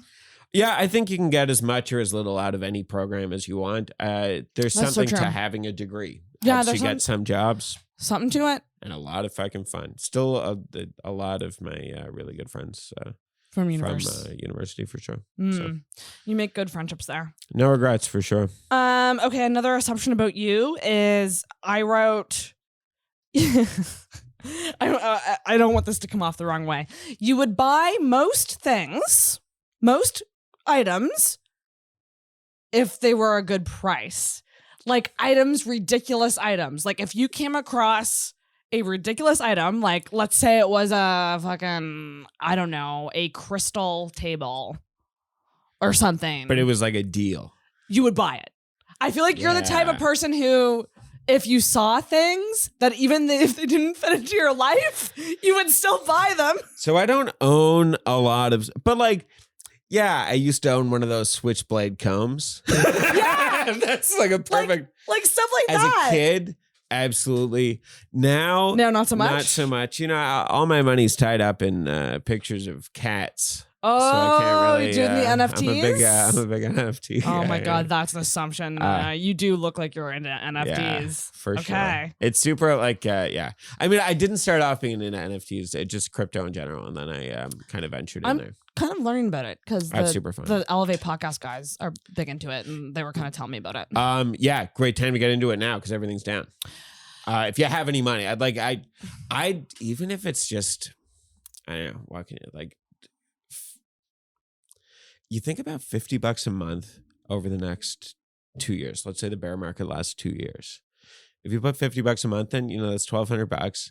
It's probably not going to go down to, I mean, fucking, I don't know shit. Yeah, it could go down. I don't think it's going to zero. Like, I think there's almost no chance of it going. I mean, maybe Bitcoin will hit 20K and then everything else will go like down quite a bit. But like, if you put like $50 a month in over 2 years, and then that's when things start ramping up again. I mean, these things like they, you know, triple, quadruple, like you don't make those kinds of returns in any other, even if you just bought Bitcoin, honestly, because like Bitcoin's not that volatile. I mean, it's like pretty volatile, but it's not volatile like, oh my God, the amount of shit I bought that's like down a bunch right now is crazy. But like, it's all more than made up for by some, I bought a couple of pictures of cats that were just the right cat pictures, and they did well. All right, so I'm still like, you gotta advise me on this shit. Yeah, it's I mean, I don't know. I think the important thing about giving crypto advice is just to be like, you could lose all your money. So yeah, you could. I don't know if I'm in a place right now to and do things like that. I mean, a couple $100 now could be a couple thousand later is kind of the idea. If you can hold on to it and not look at it, that's the other thing. I can certainly do that. Yeah, like Bitcoin's $30,000 right now, approximately American $30,000. It'll probably go up to like, I don't know, 150, 200 in the next several years. I mean, that's what most people think. I don't know if there's another asset that you could buy that's probably going to be worth 5 times as much in 5 years. Like, that's pretty good. And it's pretty safe. Like, it's not like the other ones, honestly, any of them could. I mean, Ethereum's not going to go to zero. Any of the other ones, like, I don't think it's likely, but they could just disappear. So you don't want to put too much money in those. Although I have, like, I don't know. I've also invested in fucking scams. Don't listen to me. We bought, I talked a few people into buying it. What? I talked a few people into buying X Magnet. Fucking X Magnet. What's this? It's an online gaming token, or so they'd have you believe, and they just fucking rugged us all. It was one of those things where I was like, this might be a scam, but at the amount you're getting and their plans, if it's not a scam, then it's going to be one of those like 1000x things. You know what I mean? It'll go up 1,000 times.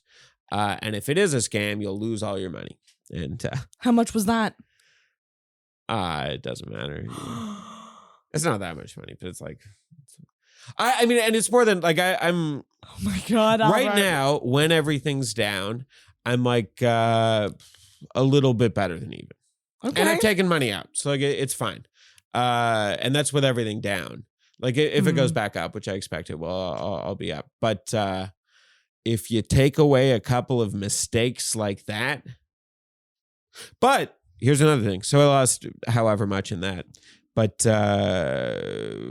I entered like a Twitter contest to win like a picture, like an NFT of a bird, and I won it.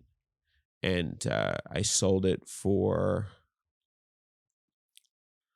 I think, 4.5 Kusama when Kusama was $400. So I won on Twitter a picture of a bird that was worth like, I think it worked out to be like $1,200 US. So it's like somebody just gave me $1,200. What the heck? It's insane. Yeah. So that more than makes up for, you know, they the have money contests on Twitter? Yeah, there's a lot of Twitter contests. My Twitter is exclusively crypto. Don't look it up though, because you know I'm not plugging Twitter. I only use it to like enter crypto contests and stuff like that. But yeah, there's a lot of oh my gosh. Yeah, I don't think you can get. Here's the thing. I don't think you can really learn about crypto without like buying some. Like I think you have to have some skin in the game to really gotta get in there. Gotta get in there. Because listen, the world's gonna end. Just do it. Yeah, exactly. And it probably won't do much for the next couple of years. Maybe it will. I mean, it's always going to be like a fun ride. Just whatever you do, if you put money into it and it goes down, I don't put any money in that you can't lose. And if it goes down, don't sell it when it's down unless you have reason to believe that it's going to go to zero.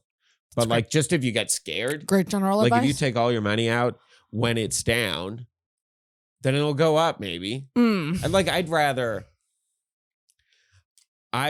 lose all of, say, $200 if it goes to zero. Then I bought something for 200. It goes down to 50.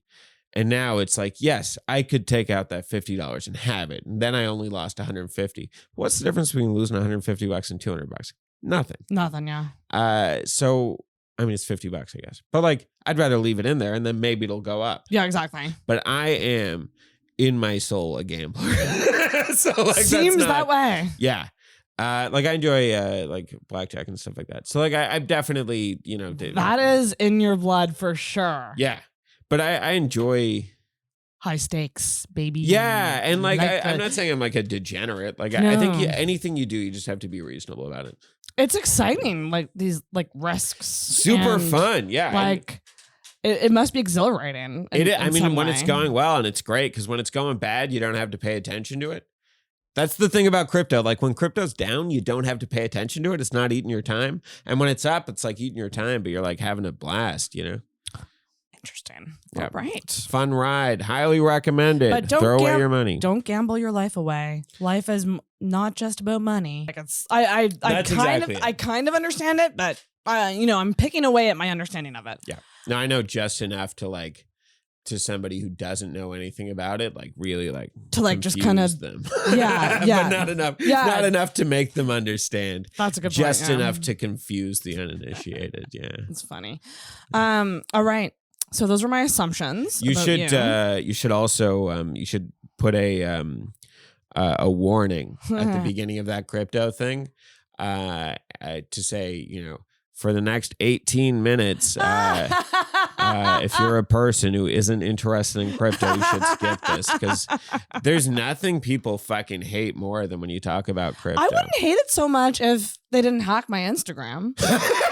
That's so funny. It's so funny. Like, why How did you get hacked again? No, I got it. Casey Corbin. That's so funny. Was like, I'm in an influencer campaign. Can you vote for me? And I was like, sure, I'll support my comedian colleague. Casey Corbin. He seems like he's entering contests to become an influencer. Listen, I don't everybody. No, I get it. And that's what they're taking advantage of for sure. But then it's like, yeah. Anyways, I got my account back. I unhacked the hacks. So when you clicked on that link that was sent to you, it takes you into a thing. No, then you sign in. Wait, what was it that they did? I think they asked for my phone number. They must have needed. He asked for my phone number, and he's like, "I'm going to text you a link to vote for me." And then whatever that was in that link gave them access to my Instagram, and then they changed my passwords and everything, and it kicked me out. And then whoever was in my account changed my username, changed my email on my account, connected it to a bunch of other people, and then they started like messaging people about Bitcoin. Yeah. Oh, about Bitcoin. Yeah. It's wild because if they'd gotten you to do the influencer campaign, you would have turned a lot of fucking people. Right?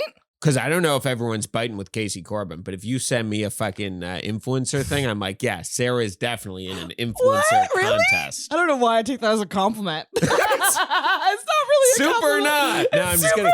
No, it's the kind of thing that I think it's a smart thing to do for you. The right demographic of like I guess what like your online presence would be. Yeah, I mean, it's something that matters a lot. Yeah. I mean, not just to you, but like to a podcast. I mean, you want to have as big of an online footprint as you can. And that's the thing, and that's why a lot of people also fell for it when I started like sending messages to people. Yeah.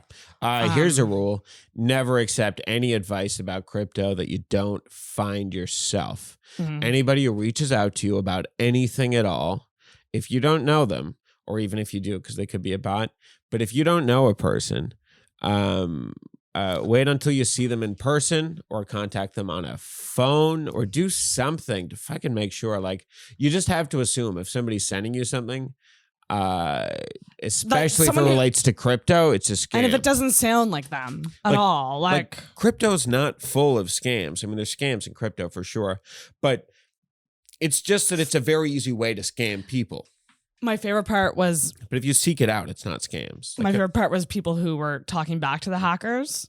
So here's one. Hello. This is what the message was. Hello, I'm contesting for an ambassadorship slot at an online influencers program. Can you please vote for me? And my friend wrote back, holy fuck, that doesn't even sound remotely like Sarah. You dumb fucking pricks, causing her all this stress for nothing. Fuck you. That's so funny. That's so funny. A lot of people talked back to them. Brandon's really great at doing that. Have you seen it? Has he ever showed you his dealing with scammers? It's super funny. Shout out to Brandon Michael. Shout out Brandon Michael. Yeah. I listened to half of the podcast between you two. A little boring. Brandon Michael. No, it's a great podcast. Part of the original Asses of Halifax Comedy on June 22nd. Yeah, super excited. He's come back from Montreal to do that. Should be a lot of fun. Okay, Albert, rant. A rant. Do you have a rant for me? I don't think I do. You've got to have some. Something's pissing you off. Not a rant exactly, but I did prepare an unpopular opinion. Oh, we can do unpopular opinion. Don't hate me for this, but it's time for an unpopular opinion. I think, and ties back into something we said earlier, I don't think people should discuss sex openly. And I stand. It's something that, like, I think it is an unpopular opinion because people seem to do it. And, like, but it's like, I don't think you should. I think the context for talking about sex should be the same as if you were talking about, like, taking a shit. You know, if it's not a context where you could describe a shit, you shouldn't. No, I'm not talking about on stage. I'm just talking about, like, directly discussing it in a like an unironic way. Do you mean like personal experiences with it, or like the technical side of things? Yeah, I don't think it's necessarily bad to talk. Like, I mean, everyone, you know, jokes and all that, but like, talking personally about. Oh, okay, got you. It just seems weird to me. Like, it seems like it's something people are very comfortable with, and it's such a private thing. Like, yeah, it seems like a very private thing to me. But like, people don't generally. They seem to be very comfortable talking about it. It's weird. Yeah, pretty wild. I mean, back when I was having it. Shout out to 2014. Shout out to 2020, July. Take me back. Those were the good old days. Am I right? So funny. You know, and listen back to podcasts from that time, and you will notice that Sarah is still deeply unhappy. I just love that. For me, if I ever talk about it on the podcast, it's like buried in a 2-hour episode. So like, a lot of times people don't find it. Yeah. But like, I actually look at like young women podcasting. There's a couple out now. Yeah. Where that's all the podcast is. Yeah. And I just go, oh, this is going to present some challenges for you, because women do it more than men in their dating life, especially on a public forum. Yeah, it seems to. I mean, and I think it would be a problem for like finding some. I don't know, like the idea of your dirty laundry being aired. Like to me, if like I certainly wouldn't be interested. Somebody talking about me that openly in that way, which is like any of these like these women are doing these podcasts, they're talking about their sex life, but they might not be naming the person. No, but they're still like, people know who they are. But sure. it is going to. They will reach a point where, it will start impacting how they're perceived, and they'll have to make a choice to either hold back a bit or yeah. I mean, I think there's and it's a weird thing because you don't want to stifle somebody creatively, and I think performance is different. Like I mostly mean in conversation. Like I think the choices you make. Yeah, like I shouldn't just all of a sudden start talking about what happened last night to you. Yeah. But I also think, and this goes back to something I said to Chris on the podcast, like, I don't know why we can't just ask people if they want to talk about something rather than just diving right into it. Like consent for conversation. Hey, can I talk to you about hey, Albert, can I talk to you about my bad day today? Yeah. And you can say yes or no. It's one of those things though, where like to the people who would care, they would be, I mean, you can't say no. You can. If somebody's like, hey, can I talk to you about my bad day? You can't be like, those are called boundaries. The only way you could say no is if you were like, yes, I don't want to hear that because my dad just died. I think you can still say no. I don't know. It would feel rude. I'd feel rude. But that's what boundaries are. Right? Yeah, boundaries are, that's a rant. I don't know. Maybe your boundaries aren't that important about some things. If I get like, do you know how much unpleasantness everyone has to deal with all the time? Like, I don't think, I think, I think if you're setting hard boundaries, a lot of the time, you're also not treating people at that same level. I don't think if you're setting hard boundaries about all kinds of stuff you're willing to do and not willing to do, I don't think you realize the extent to which other people probably aren't being rude and telling you like, hey, stop doing that, but you're crossing their boundaries. You know what I mean? Like, because the difference is you're a person who says, this is my boundary, which there's some things that's fine. You know, if something really makes you uncomfortable, I think you should talk to people about it. But I think there's a degree to which allowing your boundaries to get crossed on a small level is just being a polite person. Yeah. Oh, no, that's very true. Like some people, you know what I mean? You just said too many things you're uncomfortable with, too many things you're uncomfortable talking. And this is funny because I just said I'm uncomfortable. But like if somebody started talking to me about sex, I probably wouldn't be. You wouldn't be rude. Unless they were like a good friend of mine, I wouldn't be rude to them. You would. I would. I assume you'd probably like make some sort of joke or something. I'd make a joke. You know, that would imply like, I don't want to talk about this. Go to the bathroom as soon as possible. But if they were a close friend, but if they were a close friend, presumably that close friend would know Albert's not into that. Yeah. And like, let's all be self-aware and know who we can and cannot talk to about certain things you don't talk to with some people, you know, it's not, I don't think it's such a bad thing. I'm not saying like, you know, never. And I think there's a difference between joking about something and talking about something seriously too. Yeah. Like I think you can joke about anything, but like for serious conversations, like I don't know.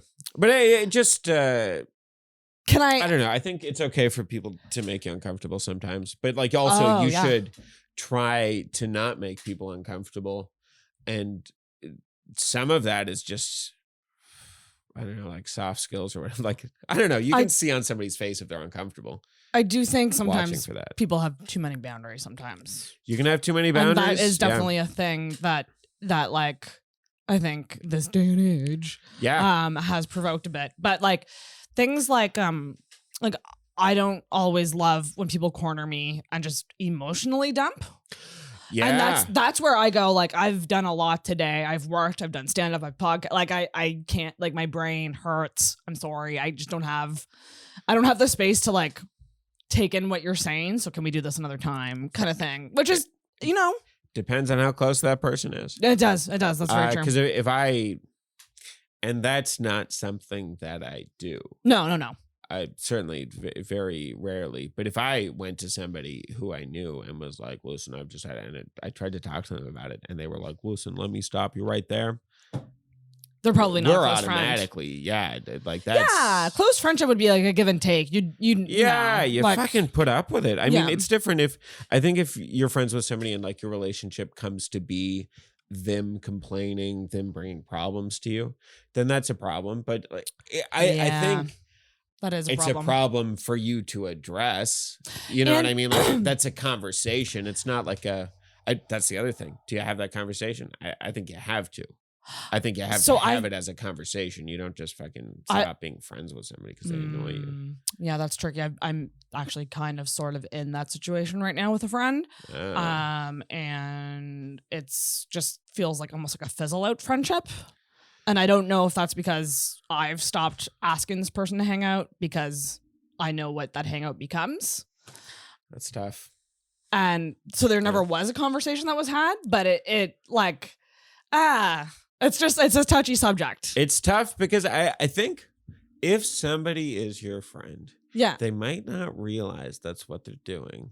Yeah. And you can, I don't know. I mean, we all learn things in life from our friends having difficult conversations, like, and not even necessarily like, I don't know, there's definitely been like a few specific moments I can think of where somebody did the uncomfortable thing and it changed the way I thought about for the better.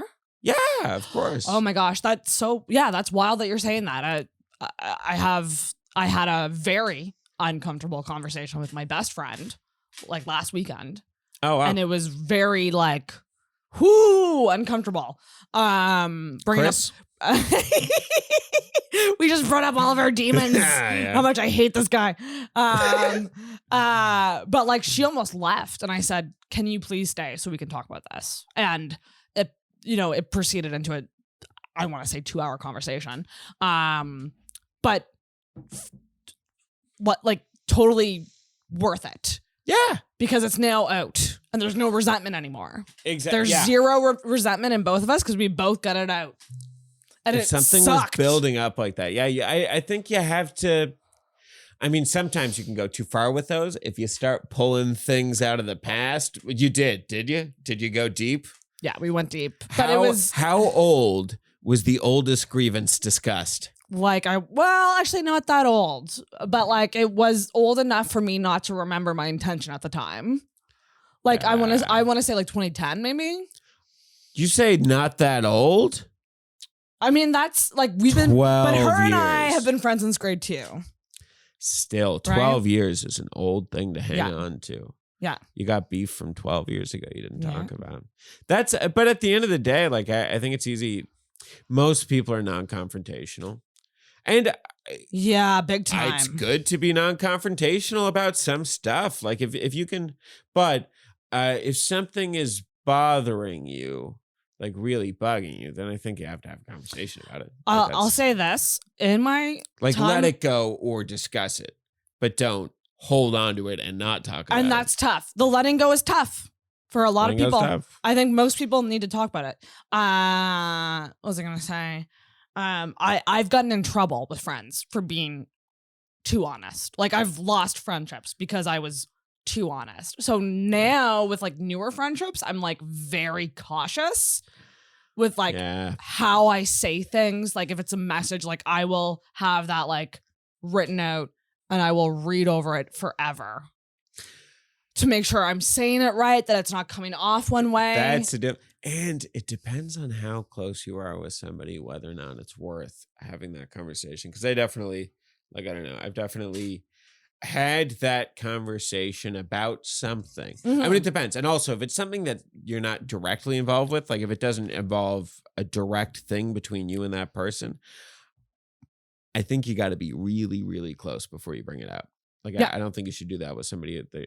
Like, it'll. And that's the thing with this. Usually make things worse. Yeah. In my experience, This is my closest friend that I had that uncomfortable talk with. Yeah, so it makes sense that we had the talk, and it was insanely uncomfortable. But insanely uncomfortable. But how many years of friendship? Exactly, are you, like, right? You're weighing that against a couple hours, whatever it is, and like probably a couple of weeks of it being a bit weird. And now there's like so much more understanding, like as to why we act the way we do. But everyone's so good to have. Coming from a good place most of the time. I mean, some people are like, but you don't want to think that anyone that like you're really close with is like a manipulator. And short of that, everyone's coming from a good place, like the best place they can be, for the most part. So I think just understanding that somebody's probably coming from a good place. But if you get to a certain level, maybe you need to have a conversation to get that understanding. Like I find, I need to ask you this because I kind of touched on it with Chris too, but like I find female friendships quite intense in terms of like the closeness and like they're just very emotional, I guess. Yeah. With male friendships, like do little things come up that you're like, he like did something that kind of bugged me, like and kind of weighs on you. Like, do those things happen, or do you find it's mostly lighthearted and like I feel like I'm jealous of y'all. Guys are chill. Guys, we hang out. We drink beer. Fuck. Hey, we don't talk about our problems. All we talk about is slamming gash. Slamming gash and getting cash. We're men. Yeah. But does that ever happen or no? Yeah, men will talk about our feelings. But like what you did bugged me kind of conversations or? Oh yeah, for sure. I'm sure I bug a lot of people. I mean, I think. Ooh, have you ever been called out on something? I'm sure I have. People probably don't do it. And I wish people would call me out more because I feel like I can be annoying, like anyone. It's really hard. It's really hard to be called out. It's hard to be called out, but it's harder to call out. Ooh. Unless you're like and here's another thing. If you're a person who's usually calling people out, you're annoying. Yeah, that's me.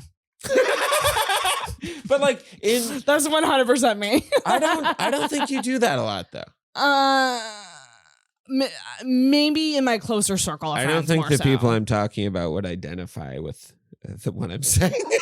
You know what I mean? Like, I'm not talking about anyone specific, but I just mean like, I don't know. Sometimes tell it like it is just being a little bit mean.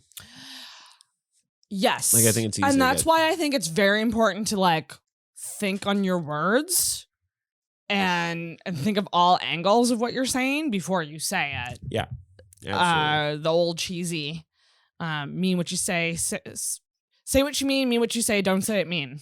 That's a good point. Now, and I also fully believe in like saying mean things to people for the fun of it. I was gonna bring this up. So when I think of you, in terms of comedy, well, number one, I just know that you like love comedy so much, and it's like so much of your DNA is comedy. True. And I always think of DNA more like FUN. Am I right? Fun. I hear it's fun, apparently. Yeah. I think of you as someone who's like, you're willing to usually participate in any activity that involves comedy. Like you've always done the live debates. You've always done the stuff with the live shows. Live debates were super fun. Also, those shows were that first one with me and Adrian is one of my favorite performances I've ever had. With you and Adrian, or was it Matt? Okay, the second one then. I mean, me and Matt. Super fun also. You and Adrian with the baby head. Yeah, the baby head. I was so like, I still think about it. Like, it's one of the I find sometimes that, and there's a show we did at a Halloween party think Mitch set it up. I think it was like hit with his friends. Okay. Definitely, it was like a Mitch Durham, apartment Kyle, show. Yeah. Me. Who else was there? Oh, it was so much fun. It was like a Halloween show, and just there was something about like, and I wish I'd taped it or recorded it because I just felt like I tapped into like an energy that I'm not normally able to do. Like it was just very. I was a little bit drunk. Definitely helped. Nice. But it's just, you know, like when you look back at like shows you've done, like it's not necessarily like certain ones stand out. Certain ones stand out in terms of like there's you and then there's the crowd. Like there's a lot of like I did the Cove last night. Great crowd. Yeah. And Nick went up before me and like crushed and like did Martinello? Like nice. I had a great set. I closed it out. Closed it out at the Cove. It was wild. First ever weekend. I mean, it wasn't really it was fun. I wasn't like booked. Like it was last minute. Okay, got you. But you had a good show. But yeah, it was sick. But the crowd was super hot. But like, it's not as much like that happens when the crowd's like kind of already there. But when you just, I don't know, when you just feel like you performed in a gear that's not usually available to you. You know what I mean? Like when you look back and you just feel like you were on. And it feels natural and like real. Yeah. Like that's the thing about it. It's I think it's like the second for me, like it was the second I started getting looser on stage that I was like, this feels better than everything I had been doing before, which did feel very like scripted and acted out. Do you take a book? On stage? Yeah. Every time, yeah. And it's so here's the thing. It's my memory. It's garbage. I have insane brain issues right now. With my memory. I get that for sure. Oh, start taking lion's mane pills. Makes a difference. Okay. I found. I'm willing to do everything I can. I don't read my book. It's a reference. It's a guide. Just to remember the names of the jokes almost. Yes. So here's what I do. And this is not, I'm not saying this is like a memory technique that'll necessarily work for everyone. But let's find a short set. A short set without any racist jokes. Yeah, avoid those. It's tough. But yeah, let's say I'm going through this. Are they just titles? Yeah, just titles of jokes. But I'm trying to remember those. And let's say just... how many jokes are there? Wait, I need to also look at it. Yeah, so I'll count them off. I'll be like, shirt on, shirt off, body dysmorphia, mole, too much, Greek yogurt, racist, open relationship, deaf child. Okay, so now I'll like try to count them off on my hand and get to the right number beforehand. And I'll do that for like, like 15 minutes or something like that and make sure I have all of them. Like, shirt on, shirt off, body dysmorphia. Without looking at the sheet? Yeah, without looking at the sheet. And when I can do that like 2 or 3 times, count them off, and the counting them is to make sure you're landing on 8, so that you have the order and you have the jokes right. Shirt on, body dysmorphia, mole, too much, Greek yogurt, racist. So then you're going, I'm only at 7. What am I missing? Yeah, and like I'll do that a bunch of times, and you'll know the flow because you're automatically thinking at the end of one joke what the next joke is going to be. I mean, it also helps if you like build I have a natural flow in your set. Cards over there. So I put them up on the. I pinned them to the big personality, aka bitch. Sex toys, aka a bitch. A horny bitch. Demisexual, aka a bitch. Broke, aka a bitch. I don't. But I pinned those to the back wall there where you're sitting. Okay. To the tiles, like so when I was planning my yuck set. That's what I did, and I would. This is nice, by the way. These are all soundproofing. Yeah. I'd soundproof my office door for working from home. Oh, where Angela's like, so that she doesn't have to like worry about being quiet. Did it help at all? Yeah, huge difference. Just putting stuff on the walls helps. Like glass panes. Oh, nice. So it was like got a runner underneath it. Just I don't know, it's probably like $100 worth of stuff to like. But it's really soundproof now, and like before, you'd have to have the TV down to like a 6, and now it can. You can hit 14, 15, 18. If she's feeling crazy. Honestly, that's a really good tip, though. I'm gonna try that. I hate counting them off. If you see me before a set, my memory. I hate. It's always doing this, like just counting through them. And I find the finger helps to like, especially for longer sets. Like I had to, I didn't know how long I was going to be doing when I got there, but yesterday I had to do almost every joke I know. Like I did, so 33 jokes. Do you still, holy shit, I Albert. remember all those jokes yesterday. And you didn't bring this up with you? No. I'll never take a book with me anymore. I'd rather flail. I find it, honestly, how the fuck did you remember all these? Just counting through them. Like, let's think. St. Lawrence, country music, grandparents, Amherst, Dartmouth, don't do drugs, method actor, quit smoking cigarettes. Oh yeah, it isn't in there, but I did it. I did it anyways. I forgot to write it down, but I did it. Quit smoking cigarettes is there twice. Quit smoking weed is there twice. Can I ask a question?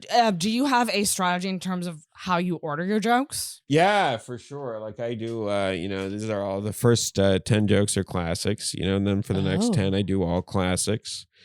Next 10 classics. More classics. And then the last one, super classic. I try to I think chunking jokes is. I love chunking. Such a gross fucking name though, eh? Love a chunk. Love a chunk. Chunks are She loves chunks. She's a chunker. It's a great way to remember your groupings. Oh yeah, and it just when you see great comics, that's what they do. Or it'll be a story with jokes built in, but it's all kind of in one.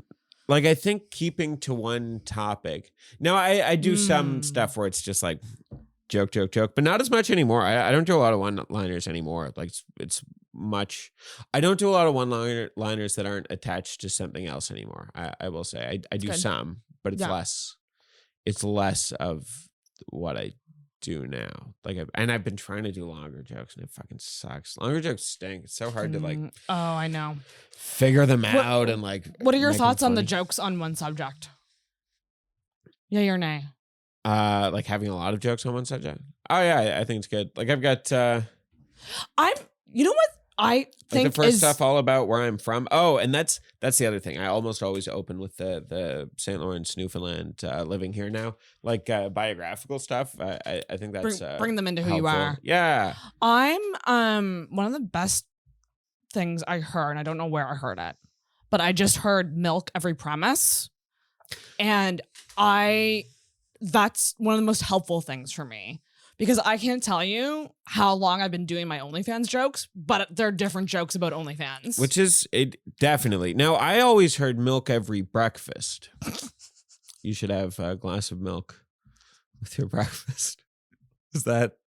I think those are related ideas. But no, I think getting as much out of it, man. I'm starting to watch comedy again. Also, I've abandoned my don't watch comedy thing. Nice. Because you know what happens if you don't listen to comedy? Do you know who you got influenced by?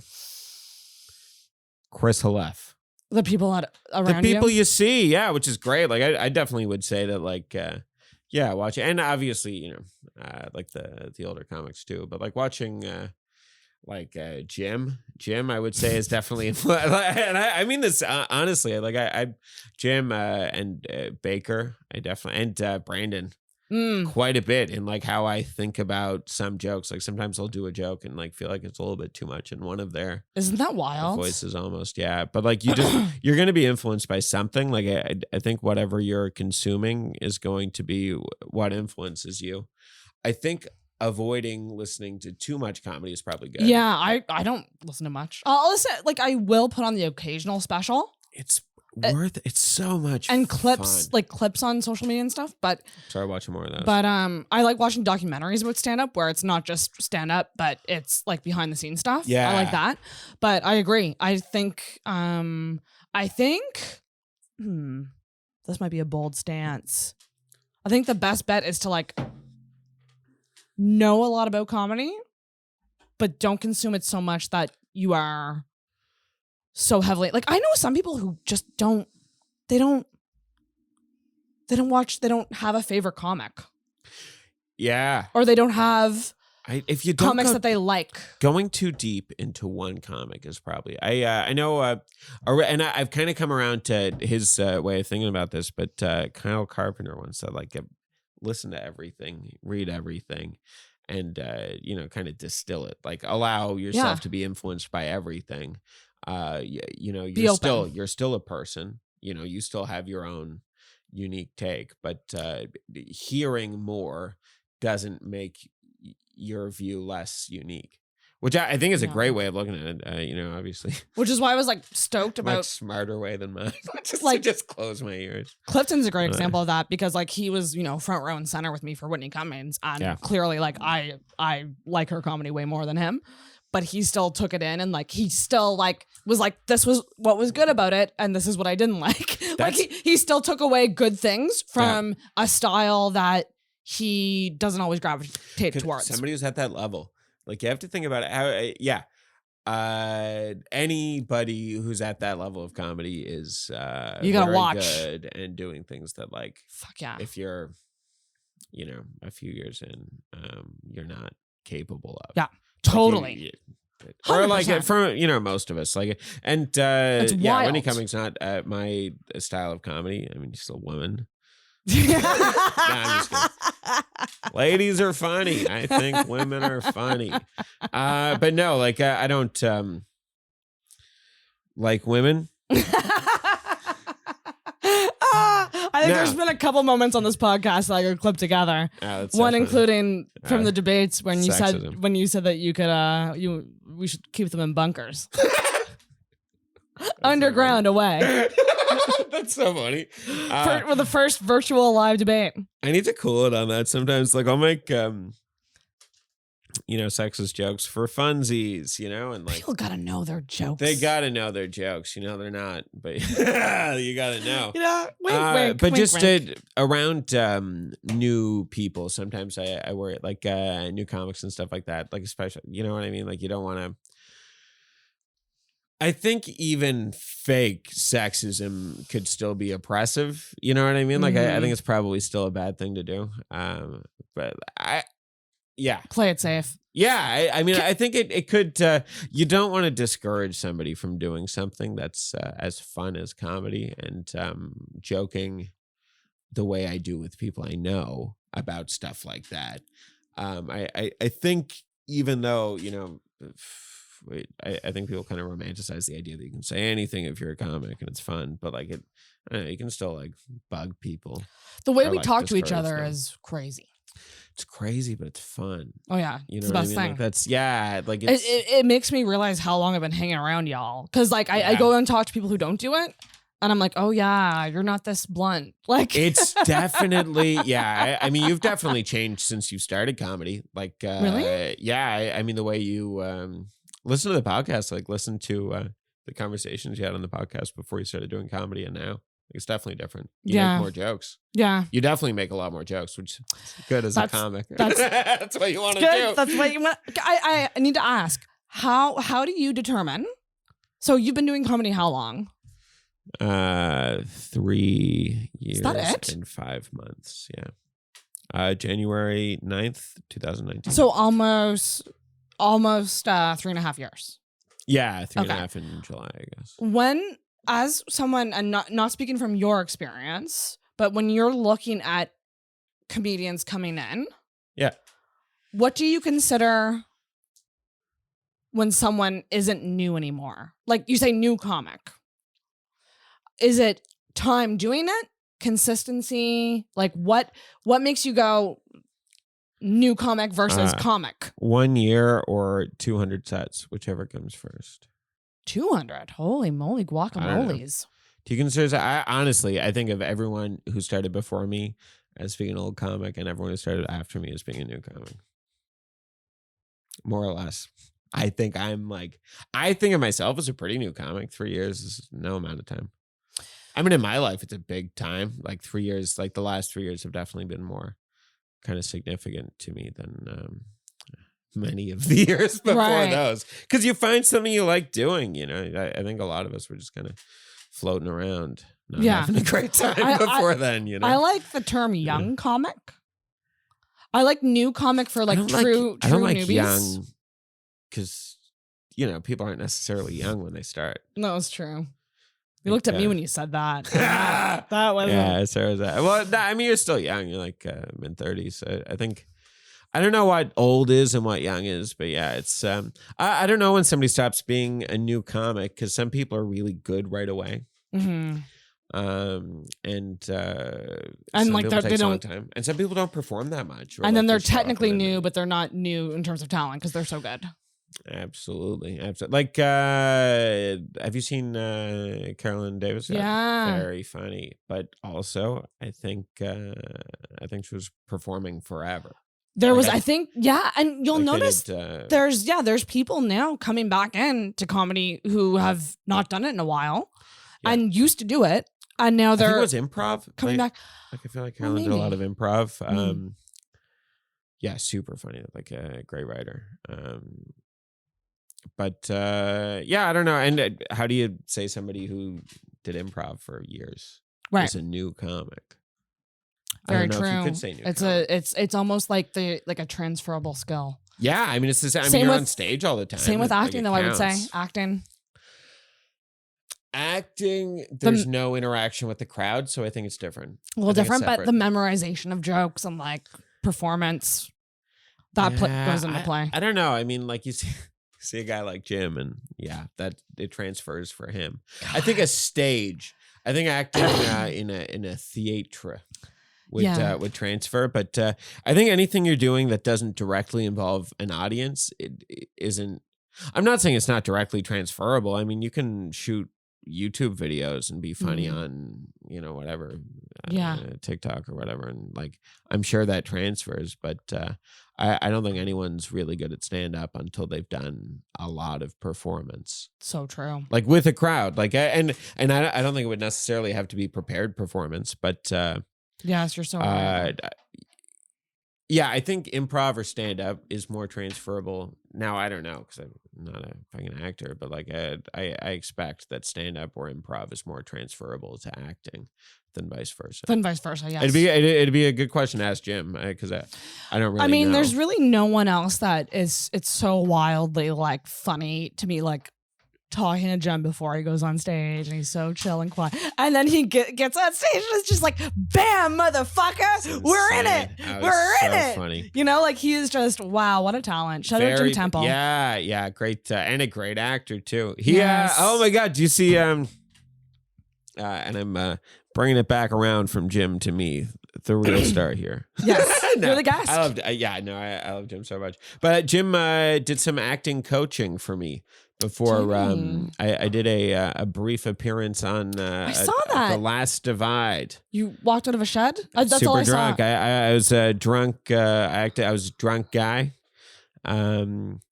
Angela worked on that show too, which was cool. She did set design. Who? Angela. Nice. And Kristen Green was the assistant director. I think that's or associate director, the AD. And she put me in it, which was sick. And Dylan Garland, shout out to all the people involved. But yeah, I don't know how to fucking act, so I asked Jim to like help me because I guess acting drunk is hard to do, kind of, but like I got him to like tell me like tips and then to like watch me a couple of times. He would like watch me and gave me like which one looked better, and it made a huge difference. Like it definitely man, because I feel like it turned out pretty good. It's also like, so it's a serious show, and it was like the one funny scene. So it was great to do that. Like it was fun to really do, nice because it kind of like comedic relief. Yeah, exactly. And it makes it a lot lower pressure compared to people doing serious stuff. That's awesome. Yeah, it was super fun. Okay, Albert, we've done rant / unpopular opinion. Yep. We've done assumptions. We're at 2.5 hours. Jesus. Yeah, this is a good place to cut it. But I would love. Can you quickly tell me what's wrong with you?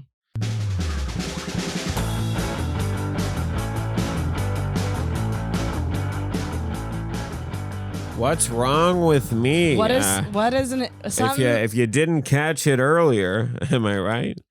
I don't know. I think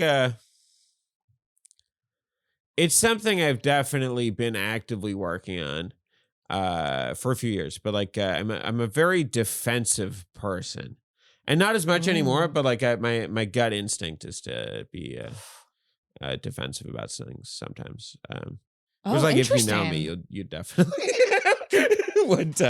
would have run into that sometimes. Like I don't know, not necessarily things that like I have any like personal, but just. Is it angry defensive?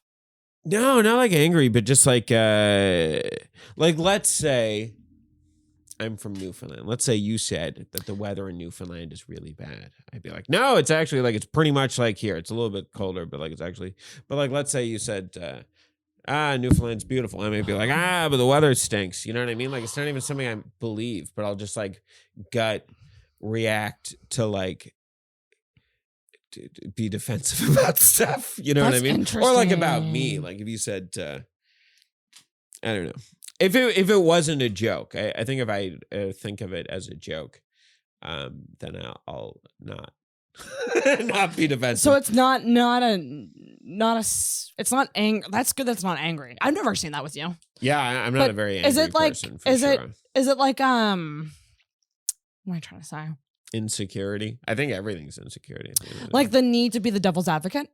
No, I don't mean like the devil's advocate. I mean that example was bad because I was very devil's advocate-y. But like the Albert, I love your shirt. Thank you very much. He's working on it. Oh no, that's not because that's a compliment. Compliments aren't. I'm not. That's different. Oh, so if I said a statement, if you said,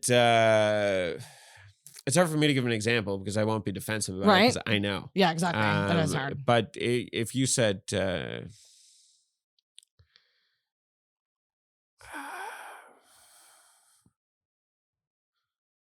oh, great example. Just happened the other day. And it was just a joke, but like my immediate reaction to the joke was to be like, no, I do. But like, somebody was like, oh, I said I was doing 25 minutes. And they're like, you don't have 25 minutes. And I was like, no, I do. I have 28 minutes.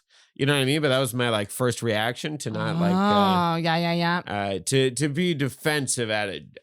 Your defenses are up sometimes. Yeah, I mean, I think that's true with all of us, but it's a lot of people, yeah. And I used to argue too much too, but I've kind of walked away from having or caring about strong opinions that much. I don't think it matters. I think that to have a strong opinion about something, like a really strong opinion, a strong enough opinion that you're going to be like rude about it, you should have to be actively doing something. Yes. Like, it just seems like I used to fucking talk forever about like the environment and shit like that. But at the end of the day, what the fuck am I doing? Like, it doesn't really matter that much what you think about it unless you're like fucking out there doing things. Because, whether I drive a Corolla and, go around and talk about how bad climate change is, or if I drive a Corolla and talk about how climate change isn't real. Right. What's the difference? I mean, I'm not saying that like you shouldn't. I mean, that is a serious issue that people should be serious about. But like, I just think that if you're not actually doing anything, give people a bit of a break if they disagree with you. That's a great point. And if you are actively doing stuff, then fucking take that stick out of your ass, become lazy. You have to decide what you're using your energy for. Like, yeah, how much do you have? Like that's the thing. Like arguing about opinions is like a lot of energy. It's a lot of energy, and I just don't have it anymore. And I used to be really bad for it. Like, I feel bad for shout out to any friends who are still around who knew me from my university days. Oh, I used shit. to fucking talk all the time and really argue about shit. I still do. Like, me and my dad have some good like arguments, which are fun. But it's like it's fine with him, because neither one of us can like hold a grudge at each other or something like that. Like, we're not going to be upset at each other. It's all like coming from a good place. Like, I don't have to worry about my dad being like, that Albert's a real asshole. You know what I mean? Yeah. Well, it's a nice thing to talk about things. Yeah. But to argue for the sake of arguing. It's he's the only one I'll really do that with, you know, because he does enjoy doing that. And so do I with him, but I just otherwise I don't like to have arguments about politics and stuff, because at the end of the day I don't know. I also don't think enough about it or learn. I don't follow it anymore. I used to care about it, but I don't think I'm doing anything more or anything less by not caring about it. Like I think it's about the same. Right. You know, I make some choices in line with my beliefs, but I don't think other people should be held to my belief system. I mean, that's silly. Exactly. Yeah, that makes sense. Yeah. So the defensiveness thing. Yeah. So do you think you're making strides with like getting better at that? Yeah, I mean it's yeah, I think so. Yeah. It's changing the pathways, like the place your head goes to first. Like that's what it is. I think if I have time to think about it, I'm a decent person. But if I don't have time to think about it, I'm probably a piece of shit. So like that's the question. Like, do you in a situation have enough time to like be your better self instead of like the gut reaction, which is often negative. That's what antidepressants has helped me the most with. Okay. Which is crazy. Yeah. I still get very sad. I still get very, very sad, but it's like sad light, you know, like it's better sad. But it's the reactionary aspect. That's good. Which is like, I'm very much so like less emotionally reactive. That's good. Haven't cried after a bomb in a while. That's good. That's I've never shout out about stuff like that. Oh, nice. That good for you though. Mm-hmm. That's good if it's making a difference. I'll like cry at like TV and stuff, but like not at like. I mean, and at life stuff that's sad, but not life stuff like failing. Like, oh my God, I've never gotten upset. I was real bad with bombing for a long time. Yeah, I mean, every set. I would. I would cry, and it was one of those things that like it's a fucking fantastic moment. The show that you were there, the second Yuck set, I was in the back room and the tears were starting to come because I didn't like how I did. Andrew K comes in. Sarah, congrats! Oh shit, what's wrong? Like he went to like hug me and then saw that I was crying. Andrew's a great guy. I love that guy. Yeah, he's great.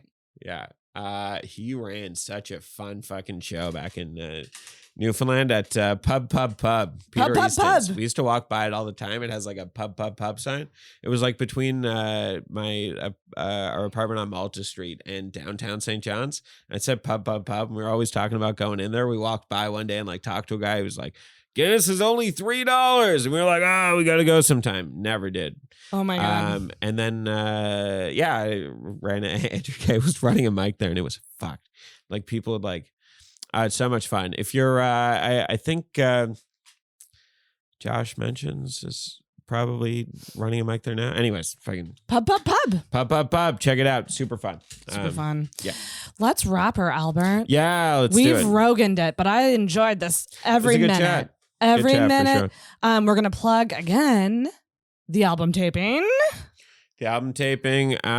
If you haven't, check out. I made 3/4 of a movie recently. Oh yes, that's right. Check that out if you get a chance. 3/4. Find it on YouTube. Oh my God, that's so funny. In theaters near you. That's showing June 22nd. I'm also at Yuck Yucks July 9th and 10th.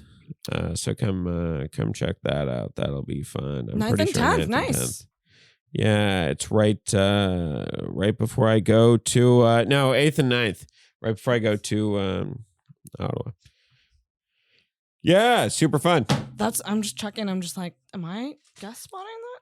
Hang on. Oh, are you? That'd be sick. No, July 22nd. Too bad. Thank you so much for coming on. Everybody follow Thanks Albert as well. Albert Coombes Comedy. Albert Coombes Comedy. That's me. Oh my God. Instagram. I also have a website. Oh. It used to be in my bio, but I took it out to put in the ticket link for that June 22nd show. Which is probably like a bad move. No. That's a good move. Okay. I didn't know if you gotta make that ticket link easy to find. Yeah, that's true. That's true for sure. That's what you want to do. I just meant like the good move would probably be to have a link to the ticket link on the website. Yes, or you can do a link. You should get a link tree. Link tree. Yeah, I could. That's true. You could put your website and your show link. That's true. Yeah, but when I see a link tree, I assume it's somebody plugging like their porn site. It's usually what it is. Yeah. I get a link tree. They're great. Yeah, that's fair. Yeah, with Instagram, anyways, I don't know. It's probably not the case. I'm sure they're used for a lot of things. Like, it's useful to have multiple things linked. It is. Yeah. All right. Well, check Albert out. Albert, thank you so much for doing the podcast. Check it out. Give that bell a ring a ding ding ding. A ding ding ding. Is that a moleskin notebook? It is. Genuine moleskin.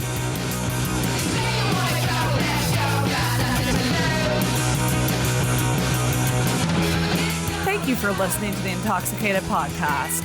If you enjoyed this week's episode, make sure you subscribe on whatever podcast app you use and leave a rating or review on Apple Podcasts.